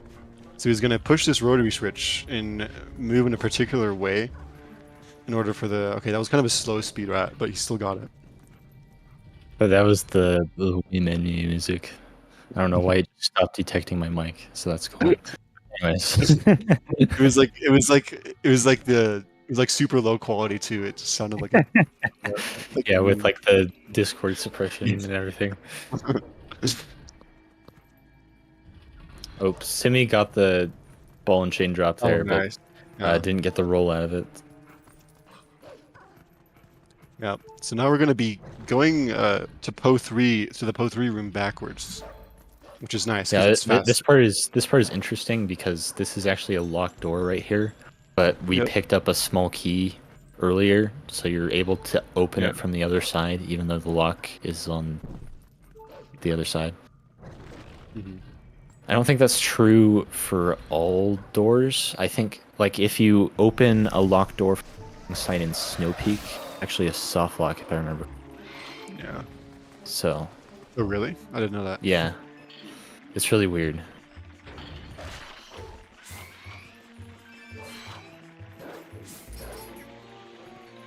Yeah, Beast's getting a little bit bad RNG with those Stalkin, but as long as he doesn't die, he should. Oh, be he fine. missed the Poe there. Oh, yeah. The hitbox for these Poes is kind of jank. Yeah, so like, sometimes, it looks like he went right through him, but whatever, I guess. Yeah, sometimes it just whiffs, and just unfortunate. I'm guessing he went like right next to it. Yeah. Because when you do that charge attack there, typically what happens is you'll target the Poe and then the stealth, and the attack prioritizes the most recent. It's go through the, but it's actually targeting the Stelkin, so your path can vary a little bit. Yeah. So like for example, if you targeted 1, 2, 3, you would actually attack 3, 2, 1, which is why he wanted to. Yeah, reverse order. Yeah. All right. Beast getting an 830 Podor, which is pretty good, but yeah, not bad at all. I think my gold is only like a few seconds faster than that. So yeah, I think Beast's goal is what, like 7 something, or like. Well, he doesn't split there, so. Oh well, yeah. I don't know, but probably. Yeah. Okay. And Beast is going to be traversing. Oh yeah, I guess we didn't. So we got the boss key early by just clipping through that wall. It's a pretty easy clip. Yeah, I kind of forget that that's like not the normal way sometimes, just because it's like so freaking easy, and we do it in like every category. So. Yeah, even glitchless, or at least JP glitchless.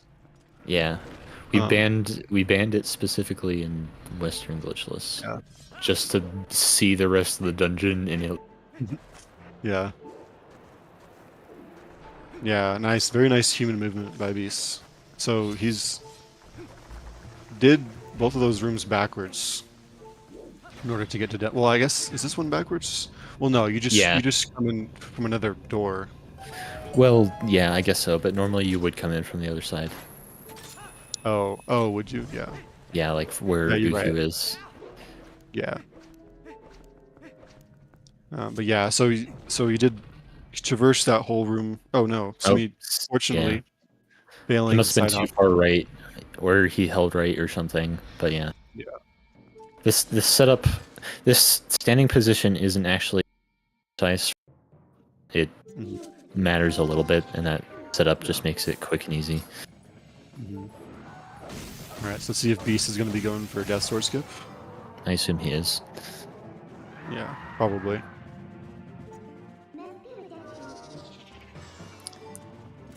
But yeah, so DSS, he's gonna lure. Oh, got bad RNG. He's gonna lure Death Sword into this corner right here, and then he's gonna transform. And kind of similar to EMS, except the target is a lot further away. He's gonna do a super jump over like that. Yeah, a bit off on the timing there. Yeah, it's a pretty precise trick. Yeah, it's usually 1 or 2 frames. It can be more to position, but yeah. So the chest for the spinner is just always there, so you can just come over here and get it early. It's not like the other mini bosses where the item or the chest typically spawns in after defeating the boss, but here it's just a gate blocking the way. And so you can skip defeating him, which saves about 20 seconds. Yep. And luckily, save warping in dungeons typically puts us at the start of dungeons. So that's nice, because we would have no way of exiting that room without a save warp. Well, you can die. Oh, that's true. I guess he could use all of his bombs. Well, you can also you can use the spinner to get back over by Death Sword. Yeah. But it's not fast, and luckily there's only like 2 rooms that you have to go back through, or 3, I guess. To me, we're in the same room for a second. Oh yeah, that's true. Oh no. Oh no, he's not gonna make it. Yeah. That you can save that, but it's kind of jank. Yeah, that little corner right there is like the worst part of that whole room. Yeah, it's a little bit unfortunate. Yeah. Luckily, just backing up as Wolf. The Wolf movement is actually faster than the human movement over. Since you enter the dungeon as human, and it's transform twice, and yeah, that's the thing about Arbiter's Grounds, is like stuff like it's really easy to make mistakes like that.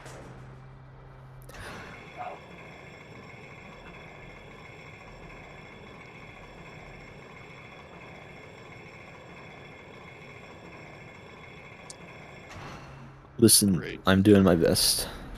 Yeah, it's a little bit better, I think, than it was before. I just need to be closer to my mic, and then it's a little bit better. But I keep forgetting.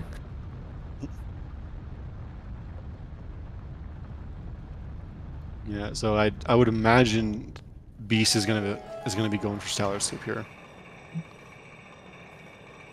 I'm not sure if I don't think Simikins goes for it. I could be wrong though. Stylish skip, yeah, I would assume he's going for it.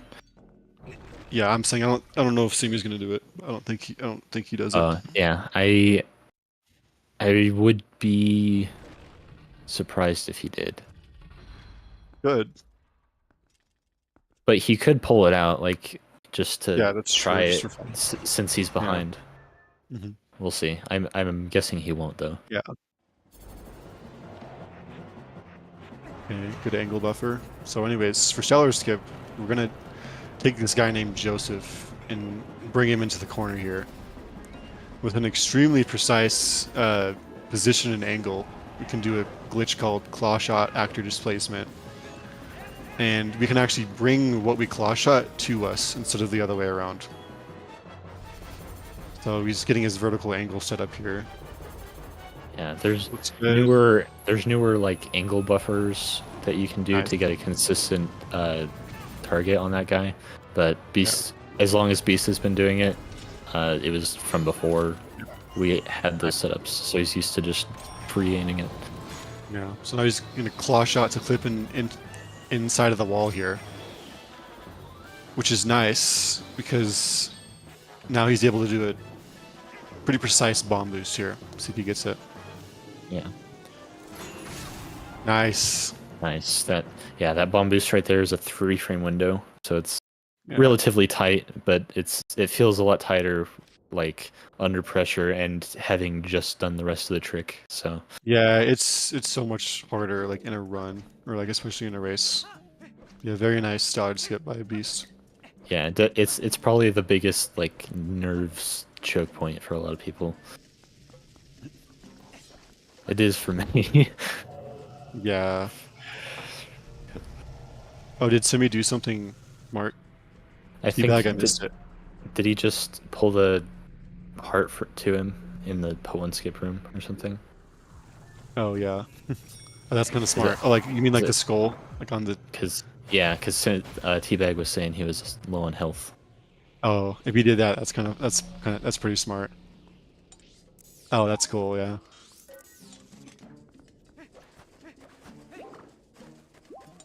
Did Beast do the bomb strat? I wasn't paying attention. He did, yeah. So you Nice. can kill that that shadow beast with a bomb there. Typically the strat is to like lure like 2 of them together at a time. But with that bomb strat, you can essentially, well, you kill one with the bomb, but you do all the rest of them at the same time, and it saves.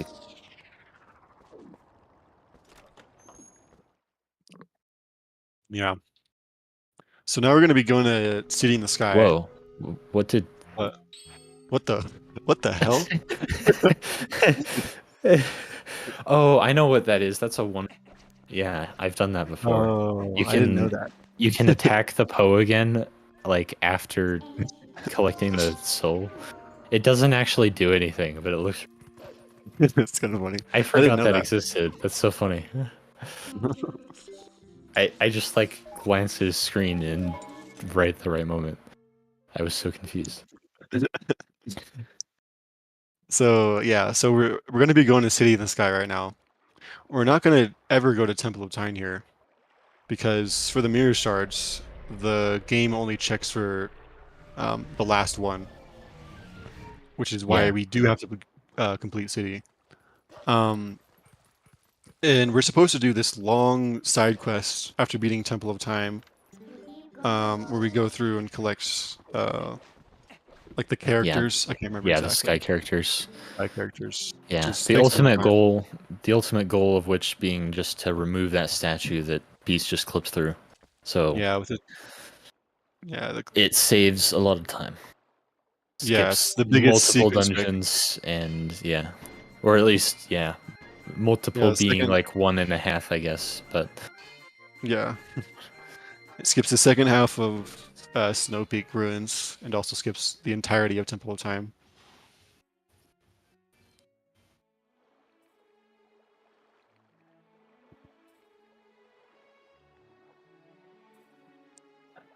So yeah, if either of them were on the French version here, they wouldn't have actually had to get any rupees this whole time, and they would talk to fire twice and end up getting there. Yeah, it's pretty funny because the way the glitch works, you say yes the first time, and he tells you don't have enough rupees, but then you go back to him and like ask again, and fine. Yeah, it's kind of funny. That was interesting. Like Simi like hit the Poe like inside of the wall, but it still worked. Yeah, if you get unlucky there with where it lands, it can land out of bounds, and you can be unable to collect this postal, which is pretty annoying because then you have to let it wake up, kill it again, and do all that stuff. Yeah. So now City in the Sky is one of the cooler parts of the run. A lot of interesting movement here. Yeah.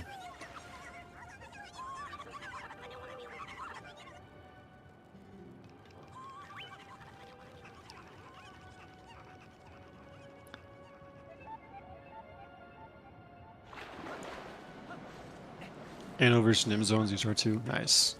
Yeah, have that one open on a second tab, because that'll be a cool race.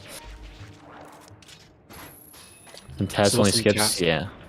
Yeah. There's a small key skip, which I think in the TAS, we were told it saves like 20 seconds over getting the small key, but it yeah. But it requires like multiple pixel perfect and frame perfect tricks. Yeah. And people have done small key skip with jump strike. But yeah, there's a method that uses a hidden skill that we don't have in any percent. So it's only viable for really. But even then, it's still like considered really difficult. Yeah. Yeah. So if we could reliably do this trick, then Beast wouldn't be going to this west wing here. He would just go straight to the east wing. Yeah.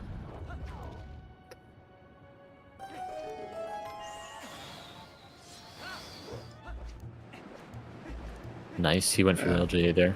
Yep. You might have saw Beast dismount the spinner early, because you don't actually have to wait the whole time for that bridge to come out. It's like about like a second or so. Yeah. Where you can just dismount and do a roll. Yeah, because when you're doing the switch thing, even when you stop, it kind of has some momentum. A moment after you get off.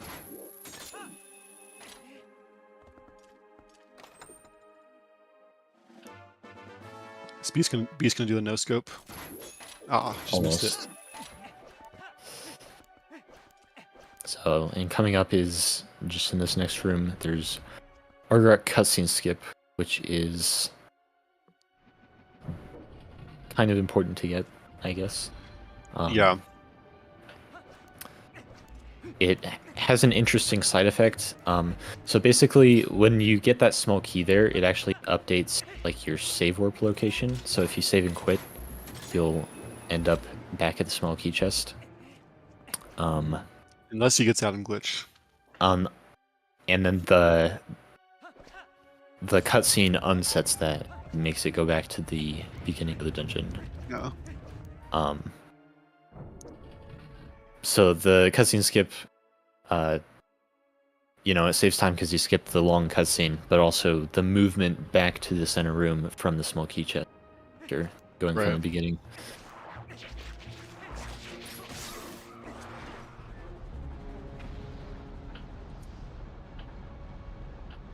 Yeah, I think most of the time save comes from like not having to watch the cutscene, but yeah, most of it does, but it's also important to note that the movement is also different, and that part is faster as well.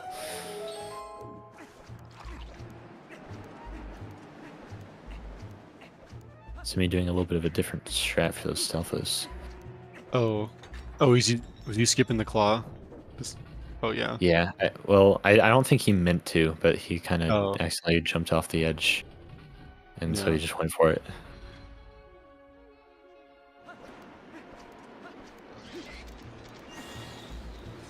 So we can just skip a lot of these rooms in city by just doing an LJ here. Yeah, since most of the rooms are just like, you know, most of the floor is just missing and there's a void, you can just do an LJA basically wherever you want. Oh, missing it's going a tile little room bit LJA early. there. Yeah. Yeah. So we tried to get an LJ off that tallow room enemy right there, which is a little bit faster than using the boomerang. Yeah, unfortunately, yeah, it's pretty tight, and he went a little bit early. Got it the second time, though. Yep. Looks like Simi's also going to go for Death Sword Skip. Got bad He got RNG. that RNG. Oh, what? Oh. I think he didn't go low enough. Yeah, the backup... I guess, yeah, if you kind of do the movement a little bit wrong, you can get too close to Death Sword there. Yeah. Just stop spinning around. Oh. Does that mess it up? No, the slash is fine. No. Okay. The purpose of the slash is it essentially gives you a bigger window to start your midna charge. Because if you don't do that sword slash, you have like a few frames to start your midna charge after. Well, I don't know if it's like a few frames, but it makes it a little bit less tight, essentially. Oh, I didn't know that. That's cool. But it is a bit slower. Yeah, I guess it's the old method because I don't think people really went for it without. Not sure. Beast doing Uku jump, where he's using an Uku to get into precise position here to skip having to turn on one of the fans here. Is he gonna go for credit jump? I assume he is. Nice. Yeah. Yeah, this room is always funny to me in speedruns. Like, no matter how you approach it, even if you do it the easy way. Like, obviously the casual way is to, like, go around the room on the platforms. Yeah. And kind of slowly make your way down with the Uku. But you can kind of just jump straight down with iron boots and go in the door. So... yeah, it's kind of funny. So Beast is not going to be fighting this Ralphos to get the double claws here. And with a badly placed claw shot medallion, he can just immediately get a pretty precise claw shot into that room without having to actually open the gate. Yeah, there's a few units there where you can just barely, with the right position. The position is also important, which is why you sword combo at the start to get the right position to be able to just barely reach it through that crack.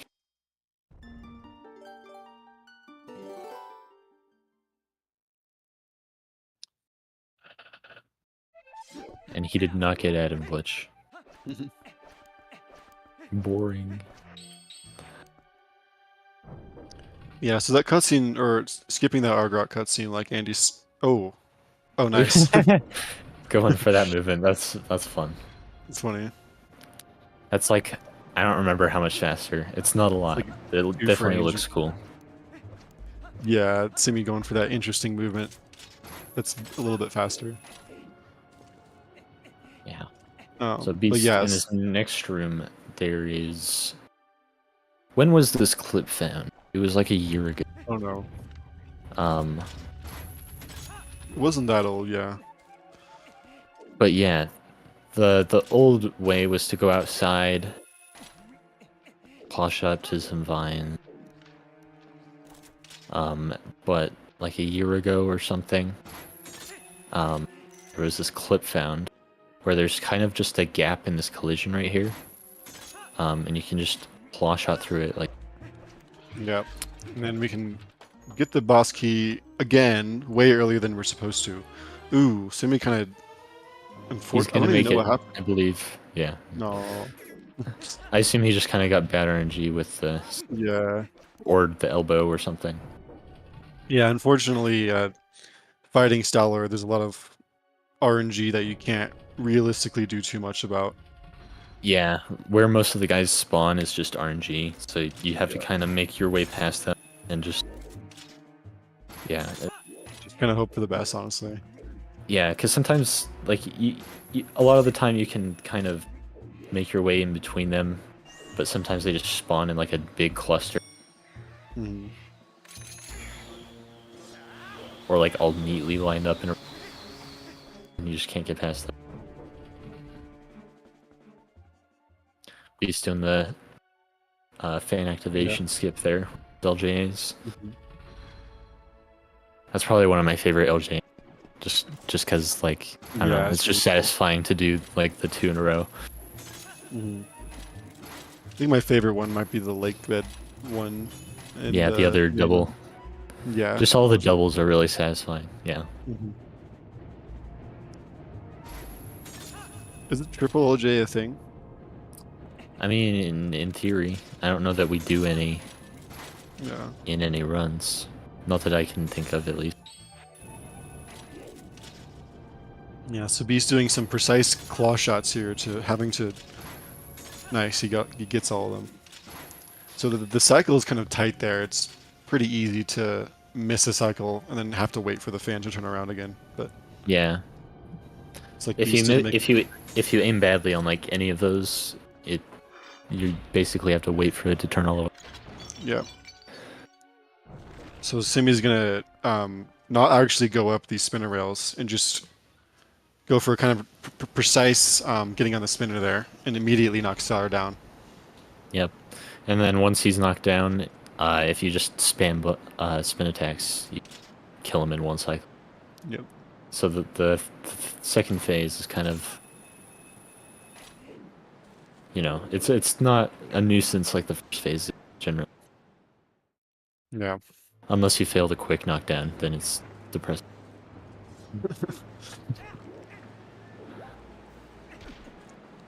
Yep. So Beast claw shotted all the way up on top, on the very top of the vines. Pretty precise. Now we're starting the Argrok fight.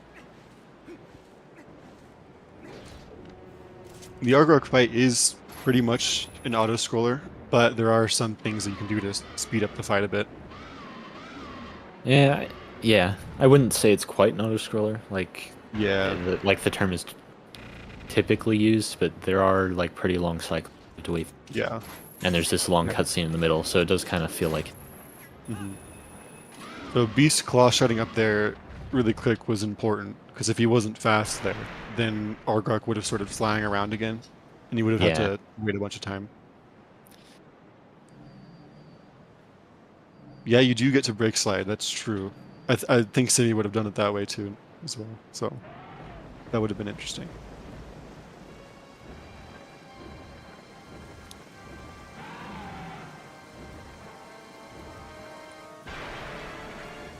But yeah, there's this longer cutscene in between the 2 phases, and then Beast is just gonna immediately void out in order to respawn Argrok. One of the best boss strategies. Yeah. Yeah, just void immediately. Basically, the purpose of that is, like normally at the start of the phase, Argrok will start flying around, and you have to come back, and then you have to wait for him to come back to the center.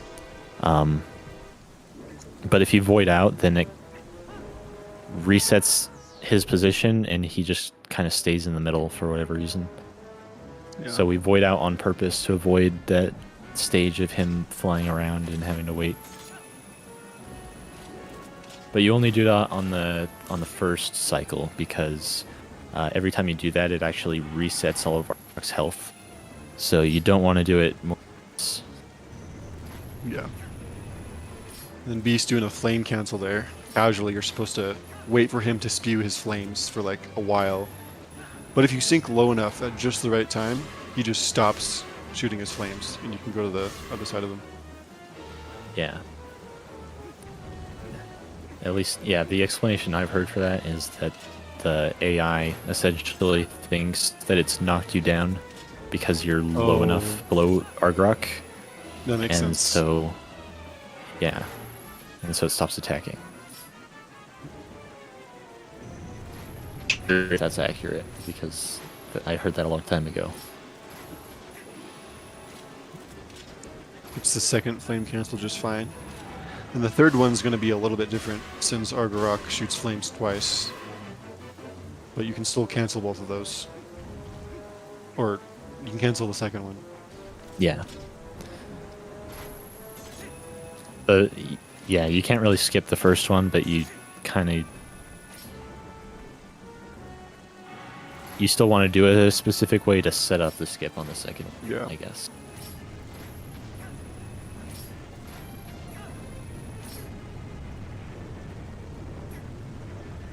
So he's going to start sinking. And he's going to unequip Iron Boots at a specific time. And yeah, for whatever reason, he just stops attacking. Yep. And yeah, that's the last cycle. Argo. Yep.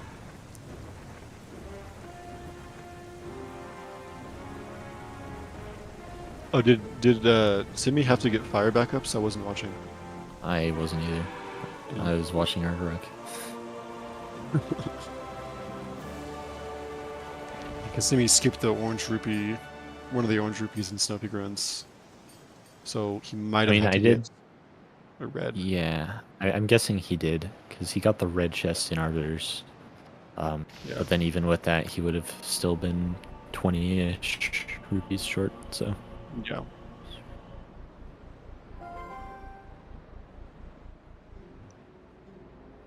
So yeah, and like Damja was explaining earlier, this is the only mirror shard we need.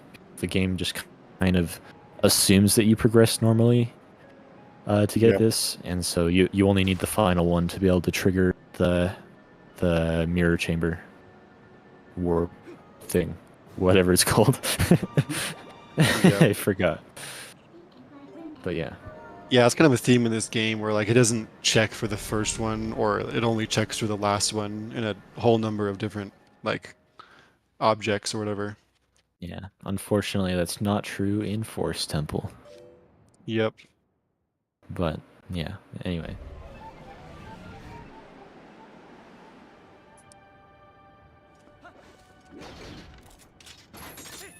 So, and Beast equipped Iron Boots before getting in the cannon there so that he can jump slash down onto this bridge. If you don't equip them there, then I think it's still possible to land on the bridge, but you have to time the attack a certain way versus just mashing for it. And it's probably slower. Oh, the LGA was kind of interesting from Simi. Yeah, I was like kind of went right past that pillar. Ooh, okay, he's good. Got knocked up the ledge. Yep. Oh yeah, I forgot we didn't explain this. So you see Simi here is he's kind of trying to open the door from far away as Wolf here. Yeah. Because if you there's a little trigger on the ground there. And if you hit that trigger, it's gonna it's gonna spawn it's gonna cause the fan to start spinning. The one right below the boss key or above the boss key. Which we don't want.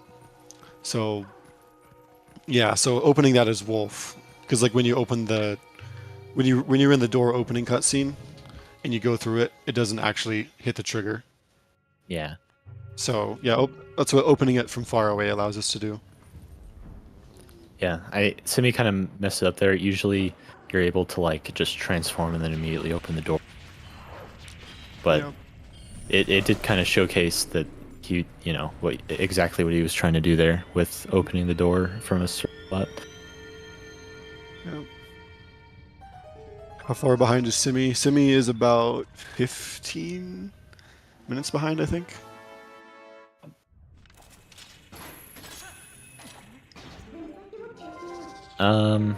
He's supposed to repair the cannon. He doesn't split for enter AG.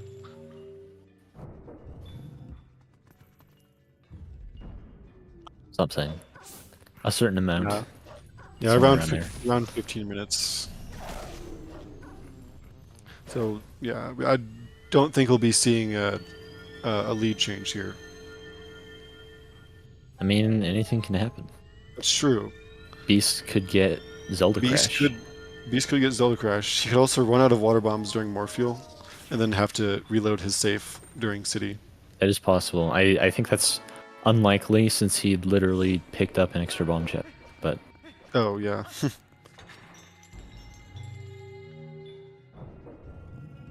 Well, even then, he wouldn't...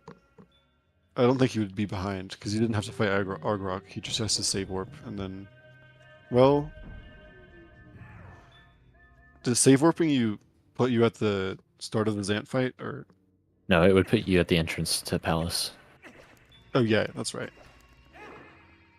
And then you could go back and get city bombs. Mm-hmm.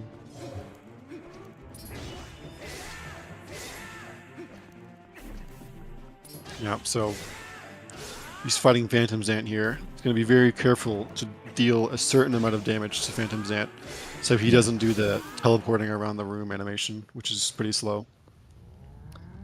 Yeah, you're able to fit in 2 quick spins on each cycle without him doing that, and then on the last cycle you do 3 to do enough damage to kill. But it is kind of annoying to do just because quick spins are hard, but... Mm-hmm.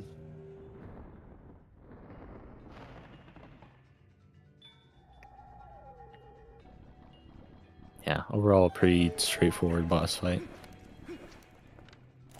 There is some RNG with just like exactly where he spawns throughout the room, and how many rolls, etc. you have to do to get over to him, but it's not like a huge amount of variation.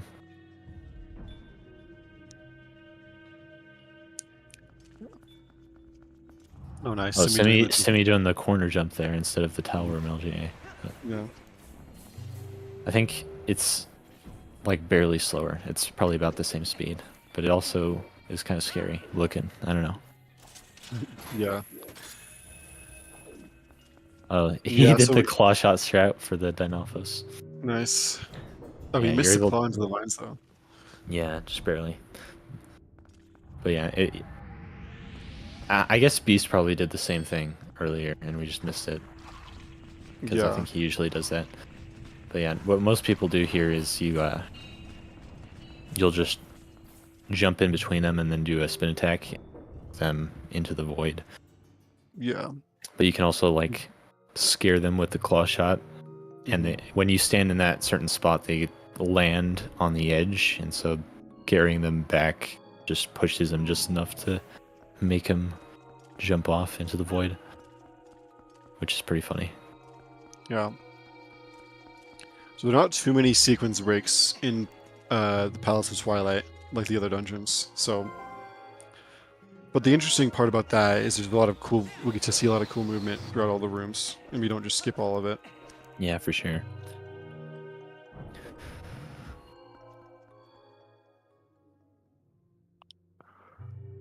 Yeah. So we'll see Beast coming into a room of what the community calls stupid room, because a lot of stupid things can happen in this room. Yeah. With these platforms moving back and forth and a random Zant head spawn in between any of them, it's pretty infamous for making people fall down and lose a bunch of time. Yeah. But Beast handled it about as well as you can, so... Yep. I think, yeah. Personally, I prefer like the furthest away Zant head spawn, just because I don't know, with any of the ones between the platforms, Yeah, I feel like I always get hit, and then yeah, I just have to wait it out. Yeah, especially the third one is difficult for me, like the third platform one. I also, yeah, I just kind of refuse to practice that room. It sucks.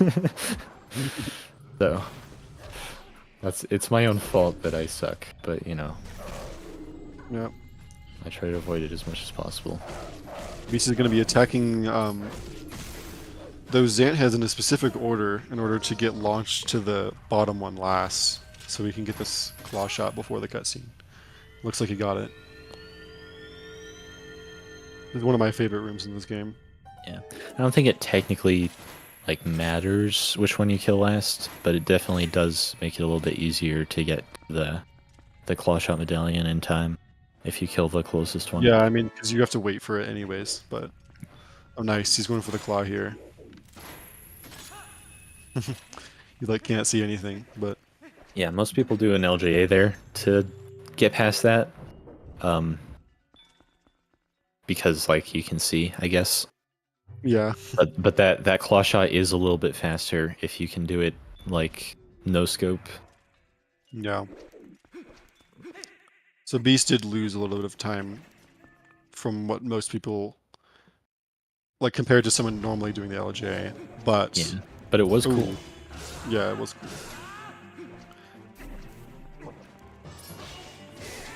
So he almost got hit by that big helmet store. Leroy, yeah, that's right.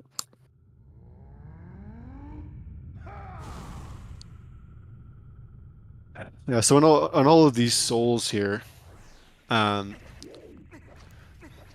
Beast is going to be L sliding, so he's going to hold a direction and then press L. Okay, looks like he didn't really do it on that one, but it's just something you can do to get a little bit further. Oh no. Getting really bad RNG with the... That's unfortunate, yeah. They were both right next to the chest. Kind of making a wall. Yeah, so you can see right there, Beast doing an L slide there, just to get a little bit further. Because you have to wait for the cloud to come back anyways, so...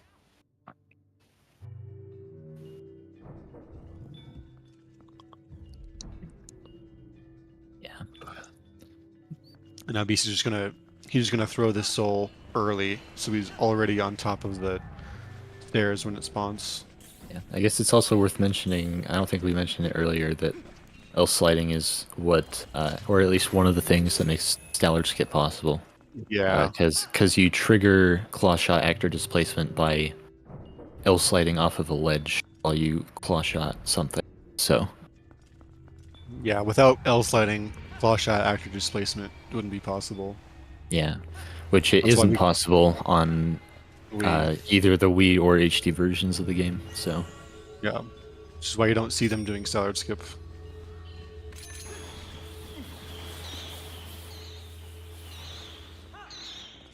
Nice keys. Yeah. Do people do that for fun, or just so the keys won't hit them? With the keys? I mean, probably both. But the keys usually don't hit you anyway, so... Yeah. There's a one-framer here as well. Yep. Got the throw. You can get a throw or a sword pull there. And both save a little bit of time. The point is to get the soul out of your hands as early as possible. So you can roll. Yeah. Oh, and he did that the faster way, instead of side hopping into the void. That's cringe. Yeah, he didn't say goodbye to the cool world. Unfortunate. So yeah, now that he's brought back both of the souls, he has the light sword, which gives access to the main part of Palace. That is a light sword right there. Yeah. It does not weigh very much.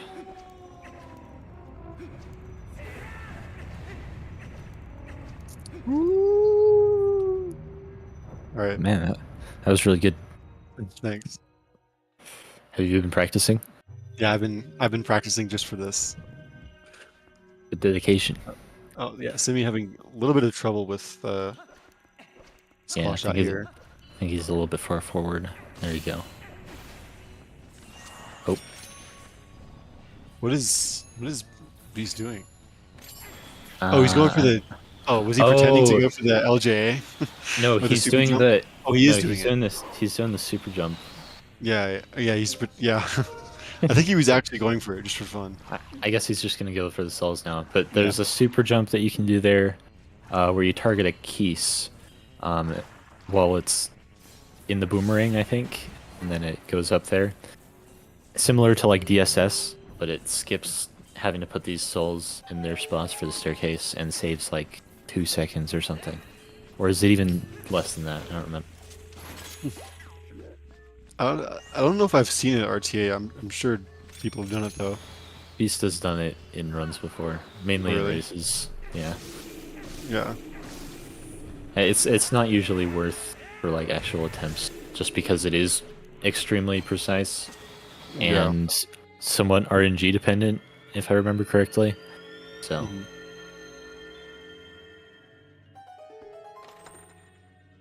Yeah, I should probably learn that just for fun. Yeah, it looks really cool when you get it, because, Mhm. yeah, I mean, super jumps in general just look cool. Yeah. So. And there's this LJA here, which saves like half a second with the buffer. Yeah. Yeah, so that's the thing with LJs is they either have to, the boomerang either has to be, or the gale has to either be on ground that's higher than the ground Link's standing on, or it has to be out of bounds. So that's why you see Beast waiting for the boomerang to go kind of behind that wall there. He's gonna do it again in just a second. Yeah, because during this part right here, outside, there's actually a floor underneath. I don't know if you can see it down there, but there's there's a void, but there's also ground, so you can't do an LJA. Unless think the the card boomerang goes might- out of bounds yeah. to the right here. Oh, he stunned him, Oh, nice. and it Oh, worked nice. out nice. So he got the LJA there. Yeah. That was kind of cool. And he was intelligently didn't void immediately after hitting that Zan head, because you Yeah. can go too early. Yeah, you do want to void out there because it, Yeah. you're spawning in a convenient spot to come over here. Ooh. Oh, nice. Oh, he's got it. Yeah, you can claw shot this like without seeing it. It's just annoying. Yeah. But yeah, if you void out too early there, the Zant head isn't considered dead until it actually explodes. And if you void out before that, then you'll have to go back over and kill it again.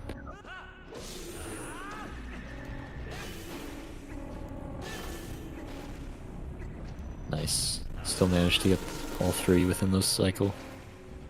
Yep.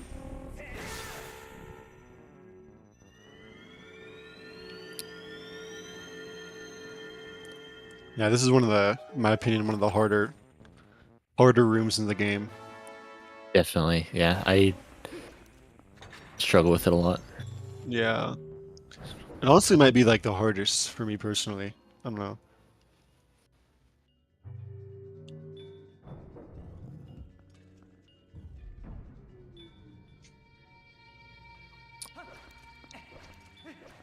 So yeah, so Beast is on a platform cycle right now, and he wants to make Gonna just get a the little bit flame earlier than cancel.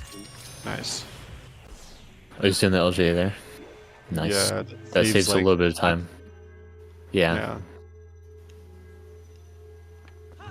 Yeah, so Beast is gonna try to get an early platform cycle. We just call it early platform. Yeah. And he's gonna have to have pretty good movement up to here. Yeah, It looks like. Yeah, because there's one of these platforms at the top of the room that's active the entire time, and it's going back and forth, and you just want to get onto it right before it goes back to where the last scent hit is. Barely getting that claw shot target. Yeah. So you got the cycle.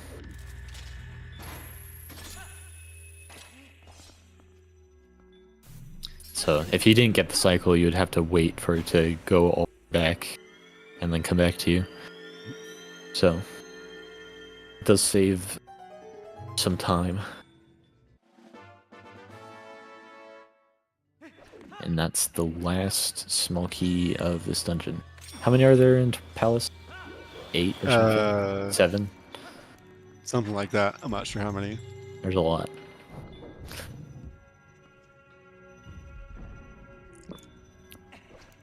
And then this is the last room before the boss fight.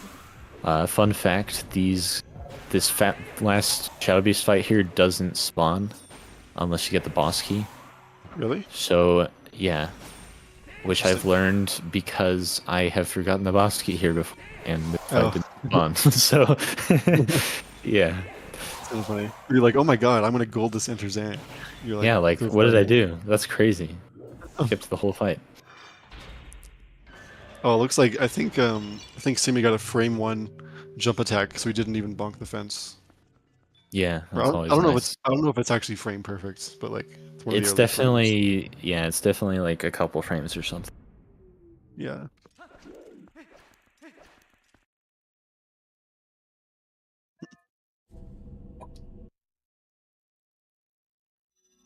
Yep. So now Beast is coming up on the Zant fight. It's Yeah, one of this the is, more fun boss fights in the game. yeah, I agree, but it's also one of the most, um, it's considered one of the most difficult because there's so many phases with different strategies, Yeah. and they're all pretty precise. So Mhm.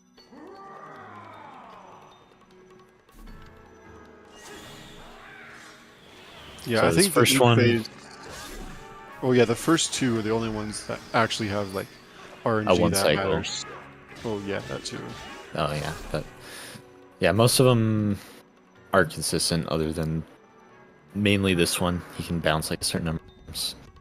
Yeah. But you'll see And on that first cycle, or yeah, on that first phase, try to just land the last hit of the combo, oh, just too ends the late. cycle. And just now he went for a 2-frame win. Yeah, Went a so in this little bit late. game, like when you're doing a combo, you can like hold B to start charging the spin, and then let go, and you will continue the combo. So you try to just get the first two hits there, and then delay the last two ones. But unfortunately, he Yeah, was just too late there.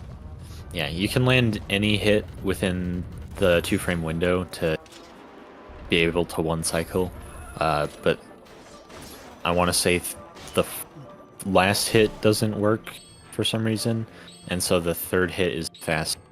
Yeah. Do the fourth. Yeah. So just like with Morpheal, we're going to be swimming with water bombs here to refill our air. We don't have the Zora armor, and this phase is quite a bit easier than actually fighting Morpheal, which is nice. Yeah, just because, um, like it's kind of pseudo RNG, where if you don't know what you're doing, there's actually a consistent way of manipulating. So he'll Yeah. spawn in the same place every time, relative to you.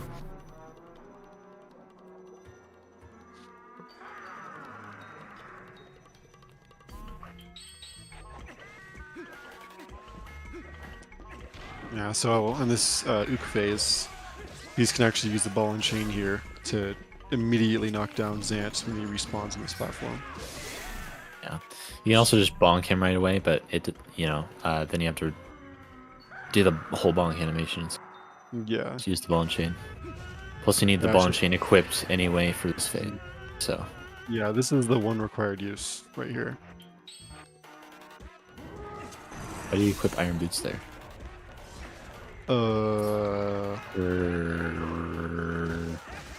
Something. I don't know. I mean, For fun. the next iron boost usage would be for the chandeliers, but he has to do claw and bombs before that, so I'm not really sure.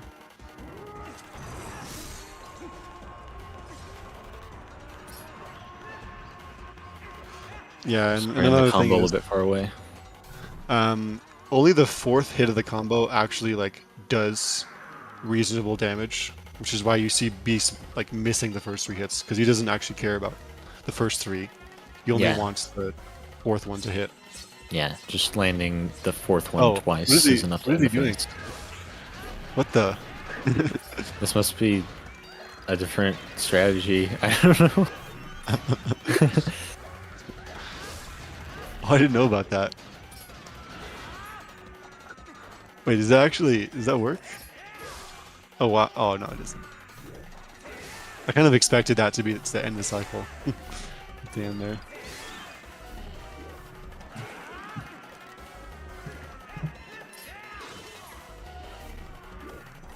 Yeah, doing jump attacks and spin attacks actually does like a pretty small amount of damage. Yeah, compared to 4-hit combos. Yeah. Oh, it's quick. Okay, so Beast tried to go for an alleged Skyrion strat. Messed it up a little bit. That's kind of funny. I did not know about that.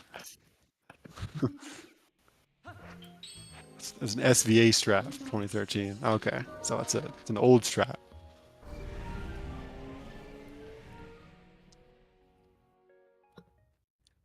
Which soul is that for Simi? Yeah. Is that the second one? Oh, that's the first one. On his way to stupid room. Yep.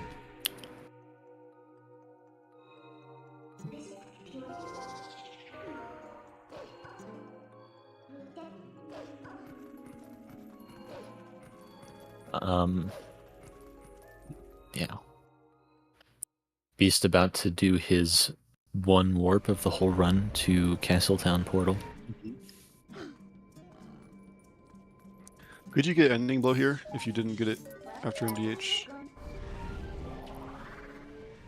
I mean, yeah, but it would be slow because you'd have to warp back to Castletown. But yeah, in theory, if you forgot, you could. Yeah. Oh yeah, because you would spawn in South Farron. That's right. North Farron. Yeah, North Farron. In Farron. Simi was gonna do a quick spin, but then then right before the spin, he got hit by the energy ball. Yeah, still better than getting knocked off the platform. It's true. That room can go way worse, so not bad.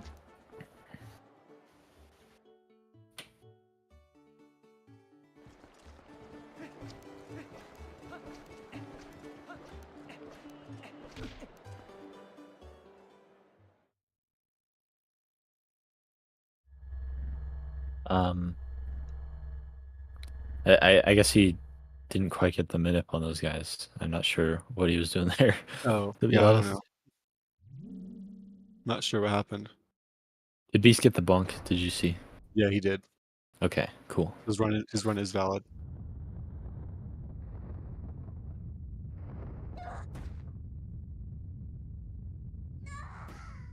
Or SVA found Yeah. the current strat a year later. Yeah, 2014, he found that Zant strat. That's kind of crazy. Well, not that one, the current one. I know. Yeah, that was an interesting way of doing that claw shot. Yeah. That's kind of cool. Really? That was really, kinda really wanted to get that Spidey shot. pseudo Spidey shot. Landing right. Yeah, and that's the example of the LJ that people do if they don't opt for the claw shot. Yeah. There's also a different LJA that some people have been doing recently Yeah. that I think is faster than that LJA by a time. Yeah, it's faster than the LJ, but it's slower than clawing, assuming you claw immediately. Yeah, but it's also just hard and weird. Yeah.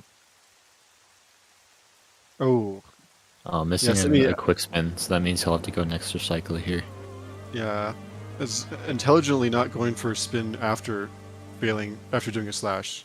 If he would have done a spin again there, Phantom Zant would have started teleporting around the room, which is why he waited. Yeah, but if you miss a single spin in that fight, you have to go an extra cycle because it'll mess up the cycle and he'll start teleporting away. Mm-hmm. If you try to end the fight early, so. Wait, I wonder if it's faster to start doing stabs there if you screw it up. Probably not. I mean, I don't know. Because it's Probably faster not. than doing 3 spins or whatever. Well, yeah, probably not. I don't know.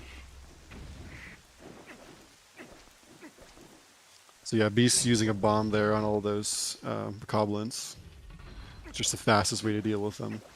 Yeah. And then on this one, he's going to skip the cutscene and then roll out of the way. Actually. So you can just run around it. So. Yeah, you're supposed to fight another horde of goblins. Which you just saw right there. Yeah, you can just roll after the cutscene.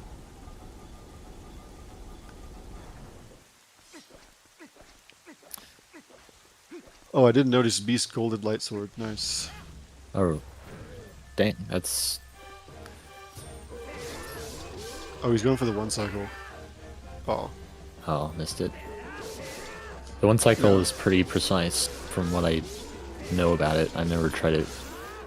Yeah, it's pretty precise and it only saves like a second or something. Yeah.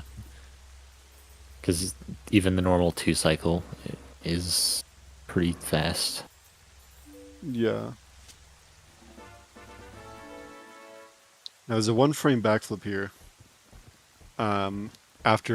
After King Baldwin goes away, where you can skip some meta text and then save warp. It's still, if you're doing mem card swapping, it's still faster to save warp anyways, but let's see if he gets the backflip. Nice. Yo, nice backflip. Yeah, so Yeah, that saves like 6 seconds, I think, like on its own to get the backflip. Just because Yeah. the meta text kind of has some delay to it.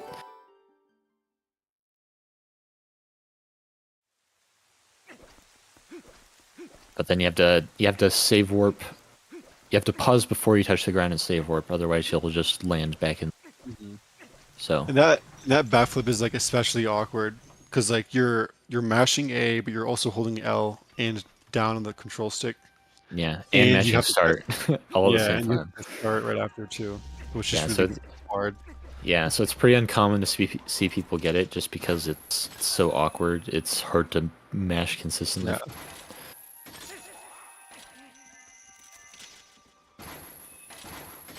Okay, Beast not doing the Iron Boots chandeliers here. I don't think it's faster to do the iron boots. I think it is faster because G's told me that you actually like descend on the chain faster as well with the Iron Boots. Yeah, you do, but I don't know if I think the maybe it's just enough with barely- like fast equips to like save from some frames, but I don't think Yeah, most people go probably for that. reference. Simi just barely getting the throw out. Yeah, and then this is another example of ball and chain strats, just saving a little bit of time. Can use the ball and chain on the Dark Knight here. That's the one dark note just- of the whole run. The sig flip. I'm not familiar. Is that just a? Oh, do you equip Iron Boots like during the backflip?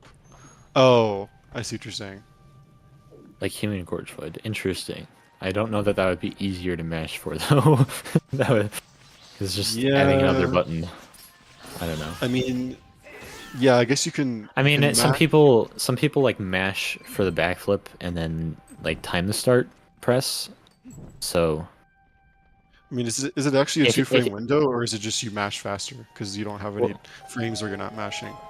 well, it's like human gorge void where it's like not, you know, it's a pseudo 2-frame window, as in like Yeah, yeah, you're mashing 2 separate buttons. right.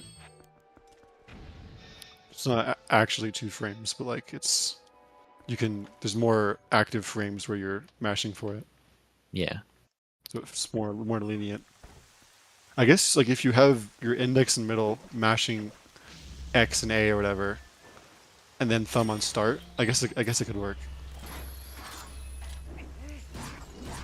Yeah, exactly. Teabag. Right.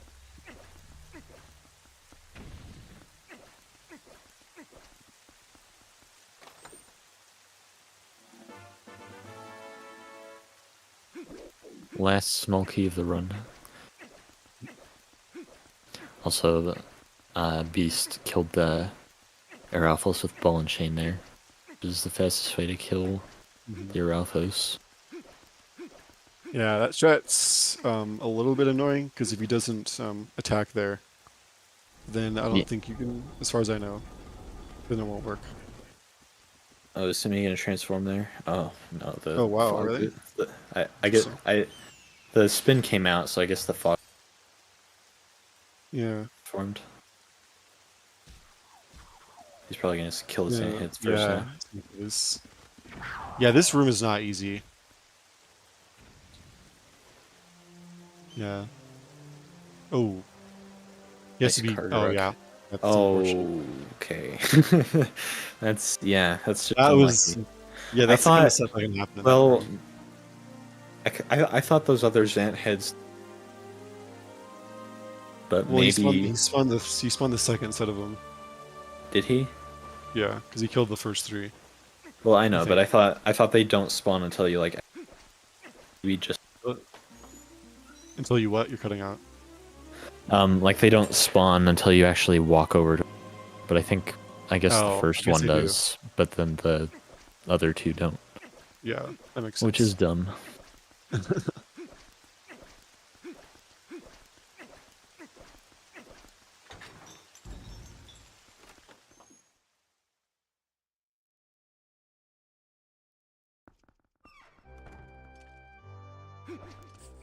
Yeah.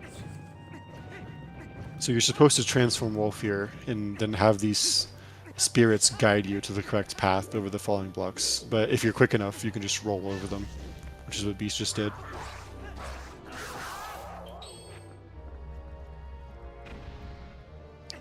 You're supposed to do a whole bunch of claw shots here, but if you're precise with it, you can get over in just 2 of them. Yeah, I think the casual way is still only like 3, but you can skip that first one. So. Yeah.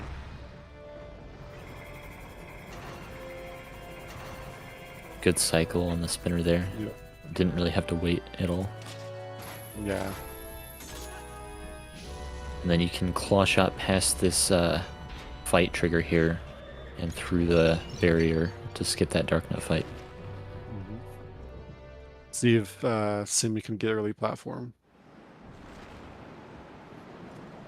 That Deku Baba, or Twilight Baba, can also be annoying. It can just hit you sometimes, but it looks like it didn't do that. Yeah, I guess I don't know what it is about it. I think like the way it's like angled is RNG when it pops up. So sometimes it might be like closer to the wall than other times. Yeah. And it just hits you. Yeah. Was Beast Gold's comm sub? I wasn't 2 paying attention. seconds.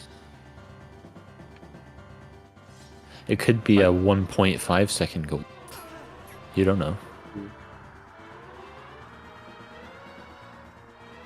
It is nice. So yeah, that's. I guess you witnessed the fastest light sword ever. If that's true.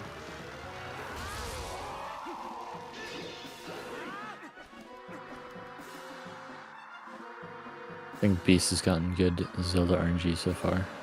Yeah. I think that was the 3rd cycle. Simi missed Oh. the LJ.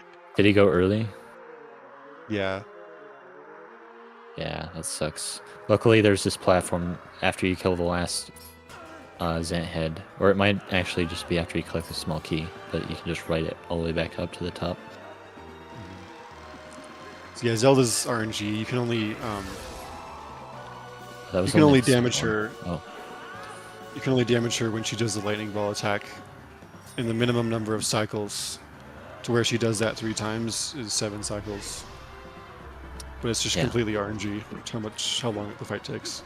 yeah. On each cycle where it's possible for her to do a light ball, it's a 50-50 chance whether she does or not. But it also will never happen in consecutive or anything like that. There's Yeah. certain patterns that it follows like that. Yeah. So it's not like you can get 3 light balls in a row or anything. If you damage her each of those times. And that should be the 3rd. So, Yep. not a bad Zelda. Only lost a few not the seconds, I greatest think. Zelda, but not a bad Zelda either. It could be pretty bad. Like if you get bad enough RNG, you can. Oh, maybe he lose lost everything. like. Okay, he lost more time than I thought, but still, it could be worse. Yeah. And then doing the side hop before Beast Cannon hits you. The Yeah, old you're supposed strat to- that a lot of people still do is to just throw the ball and chain immediately, but then just let him hit you, and you can still attack him that way, but it loses a bit of time from being. Yep. Oh, got Reason knocked over that Beast- time. It's kind of annoying. Oh, nice, a roll stab. Yeah, Beast doing a very specific damage here. In order for this last part, he can just do a single B attack to end the fight. Yeah, it's also important that you do that max amount of damage, so that on you're guaranteed to have him come out of the first portal that appears. Right. Yeah. So yeah, it essentially just removes all our RNG from this phase of the fight, assuming you did it correctly. How did Simi Yeah, he avoid gets. taking damage there? No, he did. He just got like the frame one on the jump attack or something. It's weird. Like I've Oh, seen is that it that before. thing where you like block it with the shield and jump attack at the same time or something?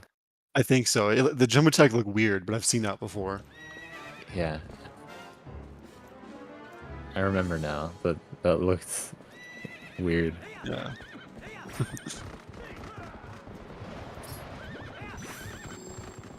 I need a thesaurus apparently. But yeah. Oh, did Beast miss the spin, or did he get it? I couldn't tell. No, I think he got it. Oh, I don't have a sound on. It's probably a good idea.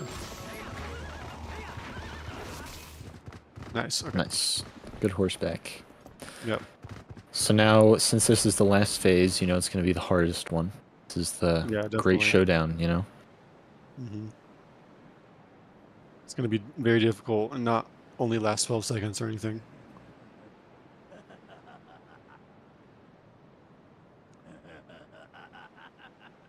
Yeah, so that horseback, there's like 3 RNG patterns that usually happen. And Yeah, at least for like that- the first 3 turns. But right. if you mess it up, there could be more. Yep.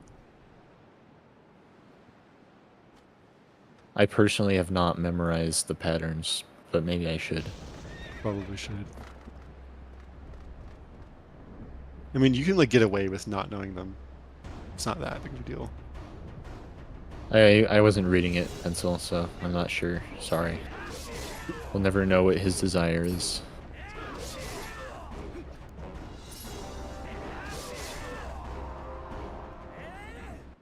GG Beast. 254.11. Very nice. 254.13 on race time. Oh, well, fair enough. You're welcome to join for an interview if you would like to.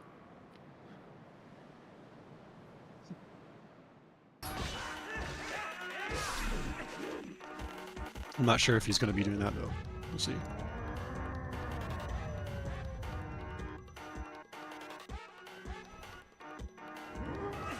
Yeah, but pretty good race run.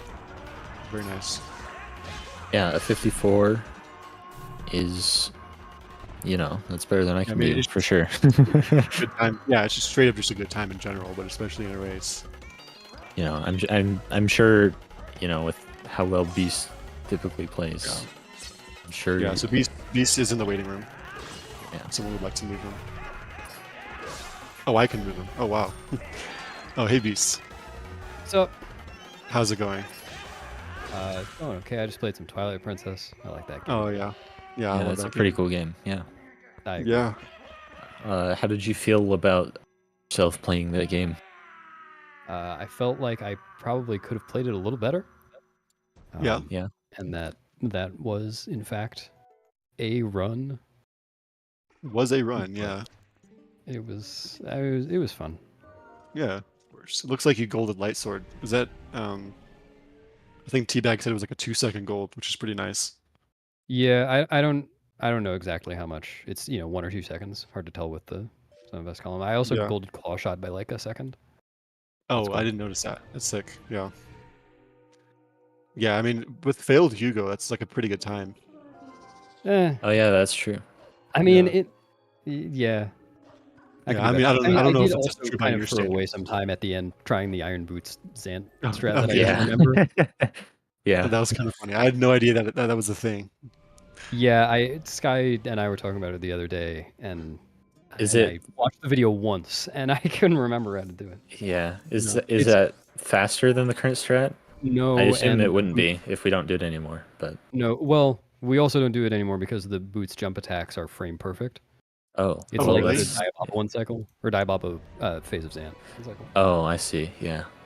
Oh. So yeah, it's dumb, and I don't know how to do it. But And yet you Fair went enough. for it anyway. I mean, Sky told me to. What am I gonna do? Not do Yeah, it? fair enough. I mean, Mhm. I guess you have a point. I'm not sure. Oh, Yeah. the stupidest part of that run for me, I think, was Tileworm LJ in City. Oh, Yeah. did you go early? Like the Or first what time I went happened? for it, the keys flew right in front of the camera, right as I got to the visual cue, and I just like went for it Oh. anyway, but I couldn't see a thing. Oh was yeah, so- that makes sense. That's It just was dumb. like not the biggest time loss, but just the stupidest thing. Stupidest one. Yeah. Yeah. What was your favorite part of the run? Favorite part. I mean, the golds are nice. Yeah. Yeah. The favorite. I don't know. I guess the part I'm most proud of myself for is remembering that I only had 2 hearts going into EMS. Oh yeah, that's yeah. true. I got That's Yeah. true. Yeah, we were talking about that because Yeah, you I had thought to I thought void you at got Hugo. bad So points. Or, I yeah, I didn't thought hear you got. either of you said. Go ahead, Andy. well, it's just yeah, we were talking about that because the damager thought you got 3 bad swings, but you only had 2 hearts because you had to void at Hugo. I guess is what it Yeah. was. So Yeah. Oh yeah, your stellar skip was really nice too. I mean, it wasn't rangless, but it was pretty fast. It was okay. I failed the Yeah. wall clip once, right? I don't think you got it remember. first. You got I it. don't remember Pretty sure either. you got it first try. Yeah. I lost 12 seconds to gold, so not Yeah. the best. It's pretty good. Well, I got the yeah. I felt kind of stupid because I did the mirror chamber bomb strat right after that, and then I instinctively I could have golded that segment with that, I think, but got the I hearts. instinctively went and got hearts so that I could potentially gold double claws because I usually care Oh. about that more. Yeah. Oh yeah. So I didn't gold it. Yeah. Fair enough. Dude, I forgot I failed the Cargoob. That was. Oh, you did? Yeah, on Enter Lake Bed, I failed it once. I fell in the water. Oh yeah. oh, I thought you I meant thought- the one in Twilight. yeah. I was I was like, like, really? I don't remember Oh that. no, no, not that one. Yeah, I was like, I guess really?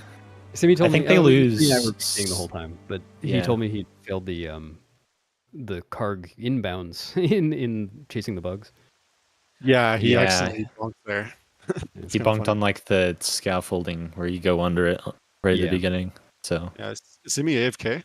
Well, he probably went to the bathroom and just it's taking a while, I guess. Oh, for It's Squid. kinda oh, funny. during Squidna, yeah. Yeah, Maybe the Twistman thing. he's just chilling. Yeah, you failed Plum out of bounds there. What did you? Yeah. And yeah, I guess you just We went failed early. I Gorge think. Void. I felt bad for Simi because it was gonna be so cool. We were like Yeah. synced at Gorge Void, and Yeah. then he got it and I didn't, and that was really that must have been cool to see. And then he failed it by. Yeah, and then he hit the trigger. Yeah. That was Yeah. so unfortunate. I mean, I think he successfully got Rupee Roll like 3 separate times where he was just too far fence. So Yeah, Yeah. yeah. He was telling me because he was just targeting too far right for that method. Yeah, is that like Hey, the he's is that back. like the old method or? Yeah. It's back. well, I mean, it's an old method. It's just another method. it's Some the people do. semi special. It's Simi, Sky, Gotcha. and Anno are the ones who do it. Oh I gotcha. don't think there you anyone go. else does. Mm-hmm. Yeah. So did you? Oh yeah, you got a really, or like your Morpheal wasn't very nice. Like, kinda got bad Yeah, that energy was there. dumb. I definitely didn't play it the best either, but I think that was very likely to be a 3-bomb, even if I played it very well. Yeah, Yeah. I think the like second, or I guess the first wasted bomb was preventable, but the one Yeah. after that was just dumb. Yeah, Yeah, Morpheal just like swum. Or no, was that the S turn, or was that the one after that? Yeah, like, that was she the one where she like swam the really S far. turn where she went like clockwise around the arena. Yeah, it's just dumb. yeah, just turning ways I didn't expect, but it's fine. Yeah, There are worse ways to It's- get trolled by Morpheal. that's true. Neither of you guys died, so. Yeah, But yeah, I see you. You're starting. You go for rope skip often. Would you say you're pretty consistent at that? yeah, I go Yeah. for it every run. Oh really? Yeah, the only times I don't go for it are if I don't skip the cutscene fast enough and I know it would fail even if I got the jump. Because that's the thing. If you don't instantly skip the cutscene, then you'll get caught by the Goron even if you make it. Oh, really? Yeah. That's Yeah, so like if interesting. my first start press is before the like you can press start, then I just don't go for it. Yeah. Is it like how precise is the cutscene skip? Is it like It's really not that bad. Like the jump is not hard. It's just a big risk for a 3 second time save. Yeah. yeah It's like 27 yeah seconds lost, 3 seconds saved. Yeah. yeah I didn't realize you were going for it every run though. Like Yeah. I think for a while it's been a thing for you to just do it in races. yeah? Mm, Oh, I don't remember when I interesting. started going for it, but I started like it's in. No, actually, I think both I'm pretty sure my old Dungeons PB gets it, but my any percent and Hundo PBs both press start too early and don't go for it because of that. Oh, Oh yeah. interesting. But like I attempt it in all of them, whether I go for the jump or not. Yeah. Yeah, I guess that reminds me. I just saw Simi going for the Iron Boot strat for the KB4 backflip. It reminded me of Human Gorge Oh for it. yeah. Have you tried Human Gorge for it? I haven't tried it. If I end up running or if I end up racing against Nimzo, then I'm considering trying it.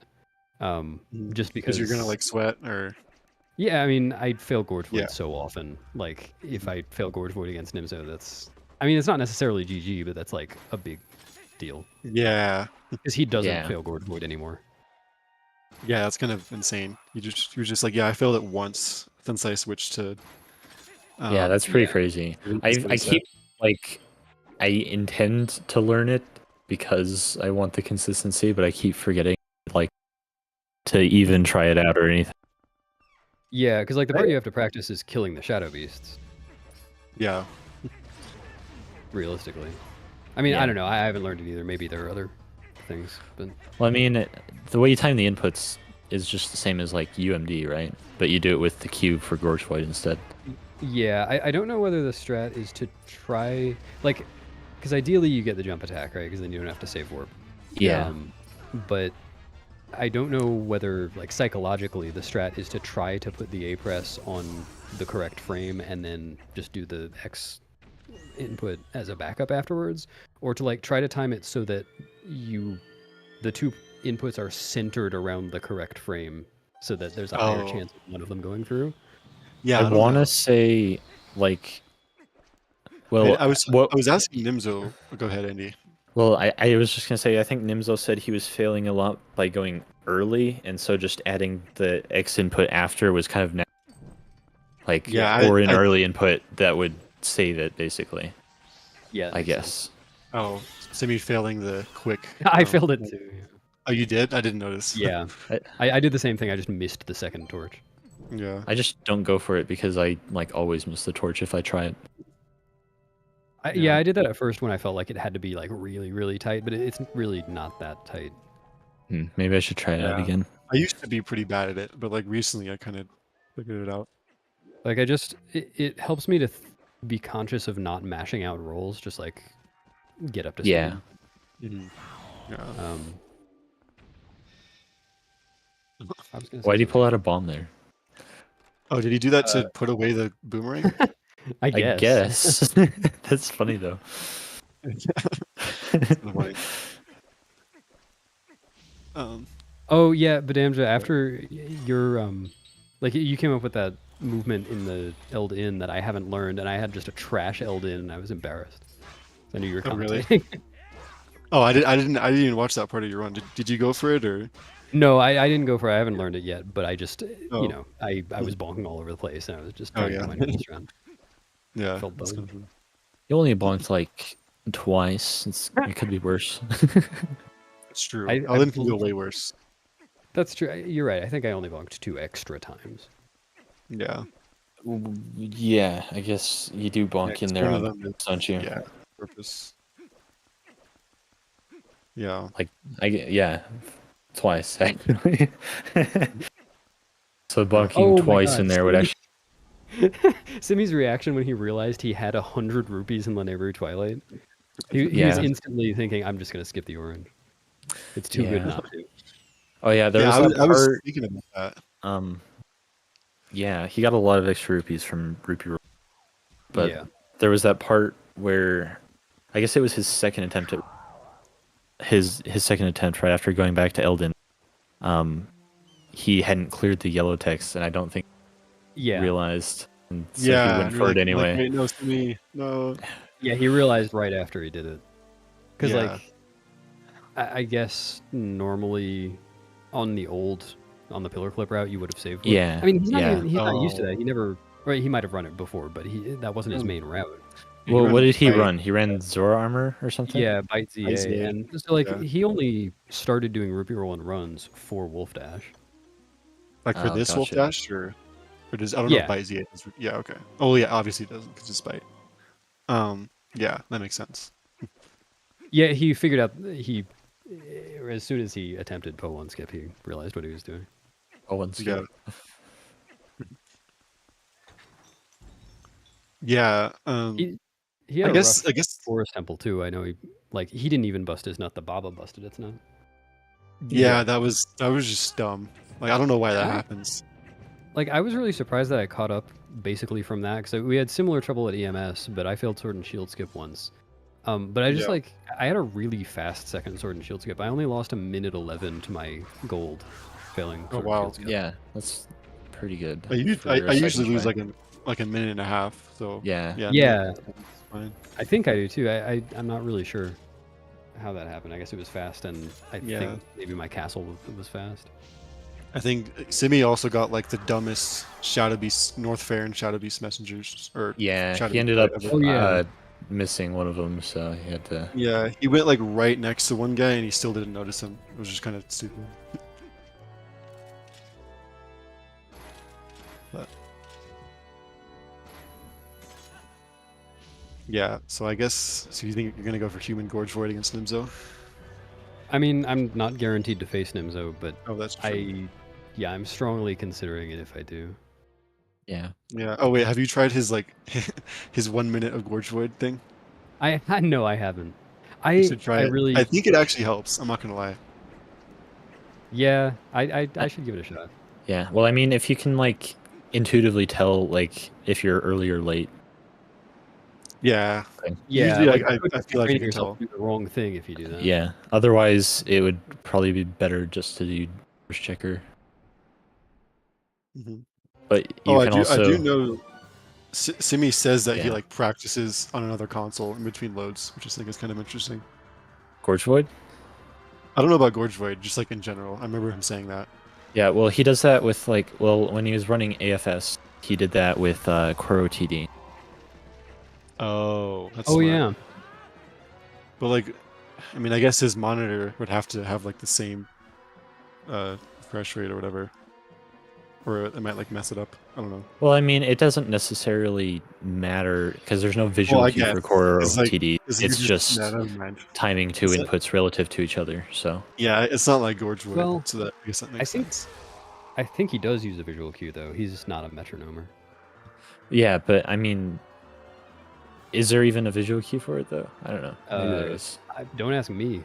Fair enough. Yeah.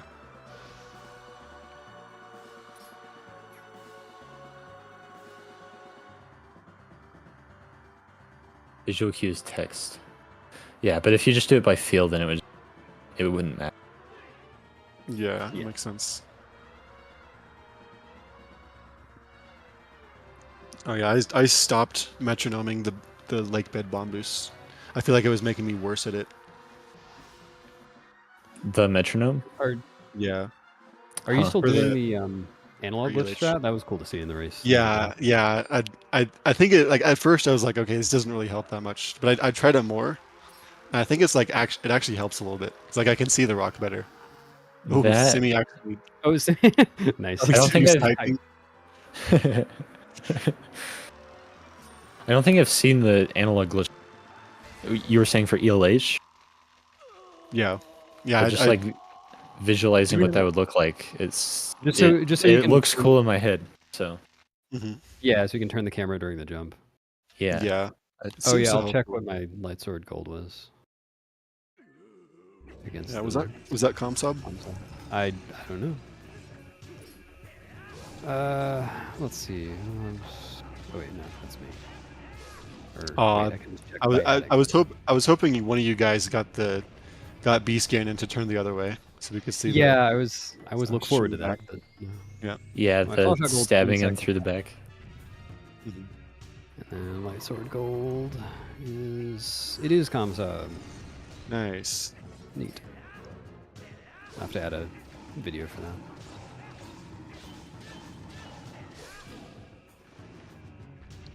That was like I did play solidly that segment, but I also just had great Phantom Zant RNG. Oh yeah, I guess I didn't. Like I noticed I- that, but I didn't really say anything. I got But one center spawn on each, and the second one was like they were all just very close to each other.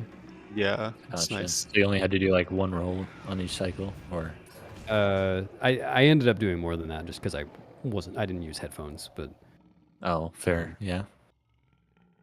Just use headphones. it's an It's 8 that and easy. 1 mem card right now. An Aiden one, yeah. Yeah, which is very slightly less optimal than using 10. Yeah. I guess there's not like a way to like automatically erase all the files. You have to manually do it all. No, that's why I just went through and erased all of them. Yeah. I mean, there might be, but I don't know of one. Yeah. I mean, if there was like a homebrew app that like cleared all of them, Yeah. I'm might sure be that nice. would Well- be more effort than just doing it manually. Yeah. Well, true, but then what if you? I know Morgan was talking about making like 101 thing or something like that. Oh, Which would be kind of funny. that's for the category always save and quit. Yeah. Yes. Just save and quit. After everything you do, save and quit. After you save and quit, save and quit. Yeah, that's something I was thinking about. Like, imagine if like load removed time was like the standard. I wonder how Yeah. much more save warps we would be doing. I really don't think it would change that I- much. I've talked about this with Sky before. I feel like there Okay. would be a couple more, maybe. Yeah, But probably there were not like that one or much. two things. I can't remember off the top of my head. I guess it really only matters in dungeons, Jimmy is right? trying to get knocked off. Is he? Yeah, I I- feel it like looks he's like gotten it. knocked off like 3 times. Is he like going for a certain time or something? I don't know.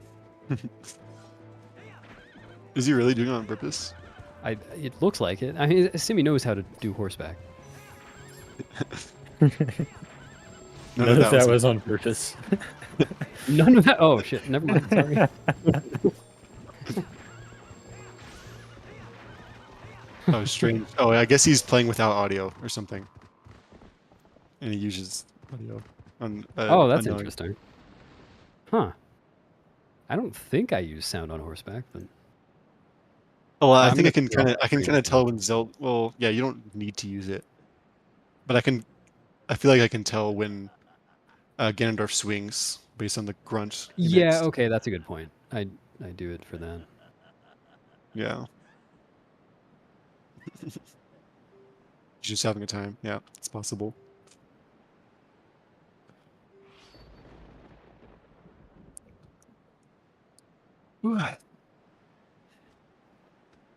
Oh yeah, I guess let me see who you're gonna play. Oh, so you're gonna play Owabi Yeah. next round. So that'll be interesting. Yeah. Hopefully we'll get that scheduled soon because Yeah. Nimzo and I had to wait for quite a while on that last chance pool, so everyone's ready for Yeah. us. Like Nimzo and Anno are. Yeah, that's already the second round of winners bracket. Yeah. Yeah. So I guess this is the last of the first round, main bracket winners bracket. Yeah. GG Simi, 3:15:37. GG. Yeah. You're welcome to join for an interview if you'd like. It's already in the waiting room. Nice. Hey Simi. Yo, GG. Yo, GG. GG. Yep. You got How your do you audio feel? correct this time. Yeah. Oh, I've got to split at the end of the run. Yeah. So how do you feel about the run? I mean, I mean, yeah. Fair enough. I finished Yeah. it. You did finish Yes. it. Yeah. Good job Finishing is finishing it. good. Yeah. Yeah. I think I could imagine how you were feeling after Rupee Roll. I was just disappointed. Like, it was just a shame. Yeah. Yeah. Because it was like, Mhm. it was turning into like a decent race, and then I just kind of sat there Yeah. for 5 minutes. Yeah. I was actually annoyed when I didn't realize that I needed to You reset had the the text, yellow text. Yeah. and like it's frustrating because I realized before I did it, like I pressed A to LGA and was like, I'm gonna, and then yeah, and then the backup rupee Gonna was a be yellow. rich. Yeah. Oh my god. Oh yeah, I you got bad RNG for the backup rupee like 2 different times, right? yeah. That Um, sucks. but it was the moment that I knew I was gonna be rich, but when after the lily pad bugs, I cut the grass to get rupees and looked at my rupee count and was like, I have 100. Yeah, that's definitely the most I've seen after Linear Twilight. It's kind of It ridiculous. was ridiculous. So Yeah. even though I don't think it was the best thing, I was like, I have to skip the orange. Like Yeah. it would be so rude to not. Yeah. Are you Yeah. gonna keep that gold in Snow Peak? Yeah, because it's not even that good. Yeah, that's kind of funny. I can still beat it Um, without it, but yeah, it's nice. yeah. So I guess you'll be playing TGD next. That'll be an interesting race. Yeah, should be good. Yeah. I am just like I mean, wow, this is not a 316 is not a nice race time, but like I didn't get to practice as much as I was planning to the last few days, so I'm like, oh well, Yeah. I'll just Yeah. Oh take well. it, I guess. Hmm. Um, not that I like had hopes of beating Beast because I feel like a meltdown for Beast Yeah. probably still doesn't overlap with me playing like quite well, but it just Yeah, would have no. been nicer to have like a better race is the thing. Yeah, I Mhm. felt the same when I was racing Nimzo, just because like I wasn't mad that I lost. I was mad that I played very poorly. Just it was kind of embarrassing, but yeah. Mhm. Yeah. Yeah, I got you. I mean, I'm not mad at this. Like it was fun because we were just calling the whole time, and so I wasn't like Yeah. fuming. Well, Yeah. Yeah. Yeah, it's No, I always liked. nice. I was peeking at chat sometimes, and I don't remember who it was. Someone said, I think after I did the carg drowning, like I bet he thinks he has to go for hard strats because he Oh yeah, failed Yeah. sword and that's shield all. skip. It's like we were talking the whole time. We knew. Yeah, it's funny. mostly we Oh were yeah, talking about Beast. things completely unrelated to the run, like Yeah. Yeah. ways to get quick climbs and things like that. Yeah, Beast. I saw you go for the super jump in the double soul room. Do you do that That like w- in general or just in no, racing? that's just memeing. It's a bad idea to go for that in runs. It theoretically can save up to 2 seconds, and it depends Yeah. on keys RNG because if the keys aren't presenting themselves, you can't target them easily. And then I Yeah. also haven't done it in a while, and I no, Presenting what happened there? themselves. It actually, I don't think I failed it because I hadn't done it in a while. I think I remembered how to do it correctly, but the squeebles were so close to me that I targeted one and I couldn't find the mist, so I couldn't get transformed. Yeah. No, It was I, quite I, I enjoyable. should I should probably learn that It- strat just for fun. Yeah, It's a it's a cool fun meme strat. strat. Hmm. I was quite enjoying the like being on the call and like just Yeah. hearing like and then opening up the restream and waiting to see what was. Yeah. No, it's kind of funny. Yeah. Yeah, I got to enjoy. Oh shoot, what was it? The boss key in Palace of yours. Yeah. Just getting Oh clobbered by yeah. the Xandids. Yeah, that was so unfortunate. And like he got like It was really just funny. unlucky. Yeah. Like I saw you Like it climb was up, and then right as you climbed, you immediately got hit by the ball. yeah. Like it was my fault at the start, but then after that it was just like funny. Yeah, it was just all in the wound, but in a funny way. But We did were you have talking a about favorite how part of the run? Sugar on the like wound. For real. yeah, like yeah, sugar. Like with meltdown mistakes like that, it's like the small mistake is like frustrating, but then when you just get destroyed, it's It's really just like fun. comical. Yeah. Yeah, it makes it good. Did you have a favorite part of the run, Simi? Um, I mm, I think realizing that I had 100 rupees Yeah, was that's yeah, a it's was got my to be a good favorite feeling. because like I wasn't looking at my rupee count. I just kind of knew I would have a lot, and then Hmm. I don't think I've ever, and I've watched a lot of TP. I don't think I've ever seen someone have a 1 in that digit on the rupee count at that point. I was like, oh my god. Yeah, that's definitely the most I've ever seen at that point. Like obviously not normal circumstances, but it was still pretty funny. Yeah. It's pretty funny. But yeah, that was Well, that was pretty entertaining. Yeah. Yeah, I thanks hope for it was coming, fun to guys. watch. Yeah.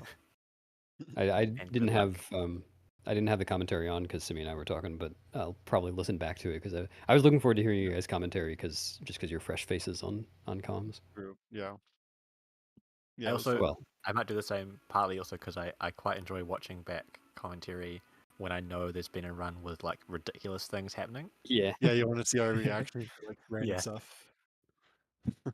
And then Yeah. you should record yourself watching that so that we can all watch that and react to you reacting. Exactly. Yeah. I do sometimes like every now and then, like when I'm in a call in a race, every and then I'm like, oh, I wish I was like recording the call as well, just to a side stream. Oh yeah. Oh, 'Cause yeah, that could Because be often fun, there's yeah. quite funny like banter, but also I feel like not recording it is part of why it's just more chill. Yeah. One of those things that just happens and you can just enjoy it while it's happening. Wow, impermanence and stuff, crazy. Don't need to be the parent with the cell phone out at the kids' recital. Yeah. But yeah, I'm glad that we finally got through round 1. Yeah, oh my god. That took so long. Yeah. Sorry Yeah, for well, having to hopefully- wait so long, Beast. No, it's not your fault. You just had a large pool. Yeah. But yeah, hopefully we'll keep things moving in round 2. Round 2 is happening currently with Nimzo and Yeah, Annie. I guess we should probably sign ourselves off soon so we can head Yeah. over Oh and yeah, I watch. guess we should. I don't have that tab opened. I should see what's going on there. But yeah, good luck Beast against Iwabi, and I guess I'll sort out my match with TGD pretty soon. Yeah, good luck. Yeah. Thanks for the race. Thanks. Yeah. It was fun. And Yeah, thanks that's- Baseball for sick. I think the double restream. Yeah. Oh wait, really? That's kind of hype. Like, thank you, baseball. No problem. Yes, I'm restreaming Anarakis versus Nimzo as What a shame. well. Waiting. Yes. We're going to raid over there after this. So that was The real probably MVP. obvious. Yeah, thanks y'all for watching and for running. Thanks runners, Beast, Simi, and our wonderful commentators, Andy and Damja. Thank you. Thank you, baseball. And no problem. Happy to do that. We're gonna head over to ZSR2. We're gonna watch some more. So come hang out with me. Thanks. See you later. Bye. Bye. Bye. See you soon. See ya. Goodbye.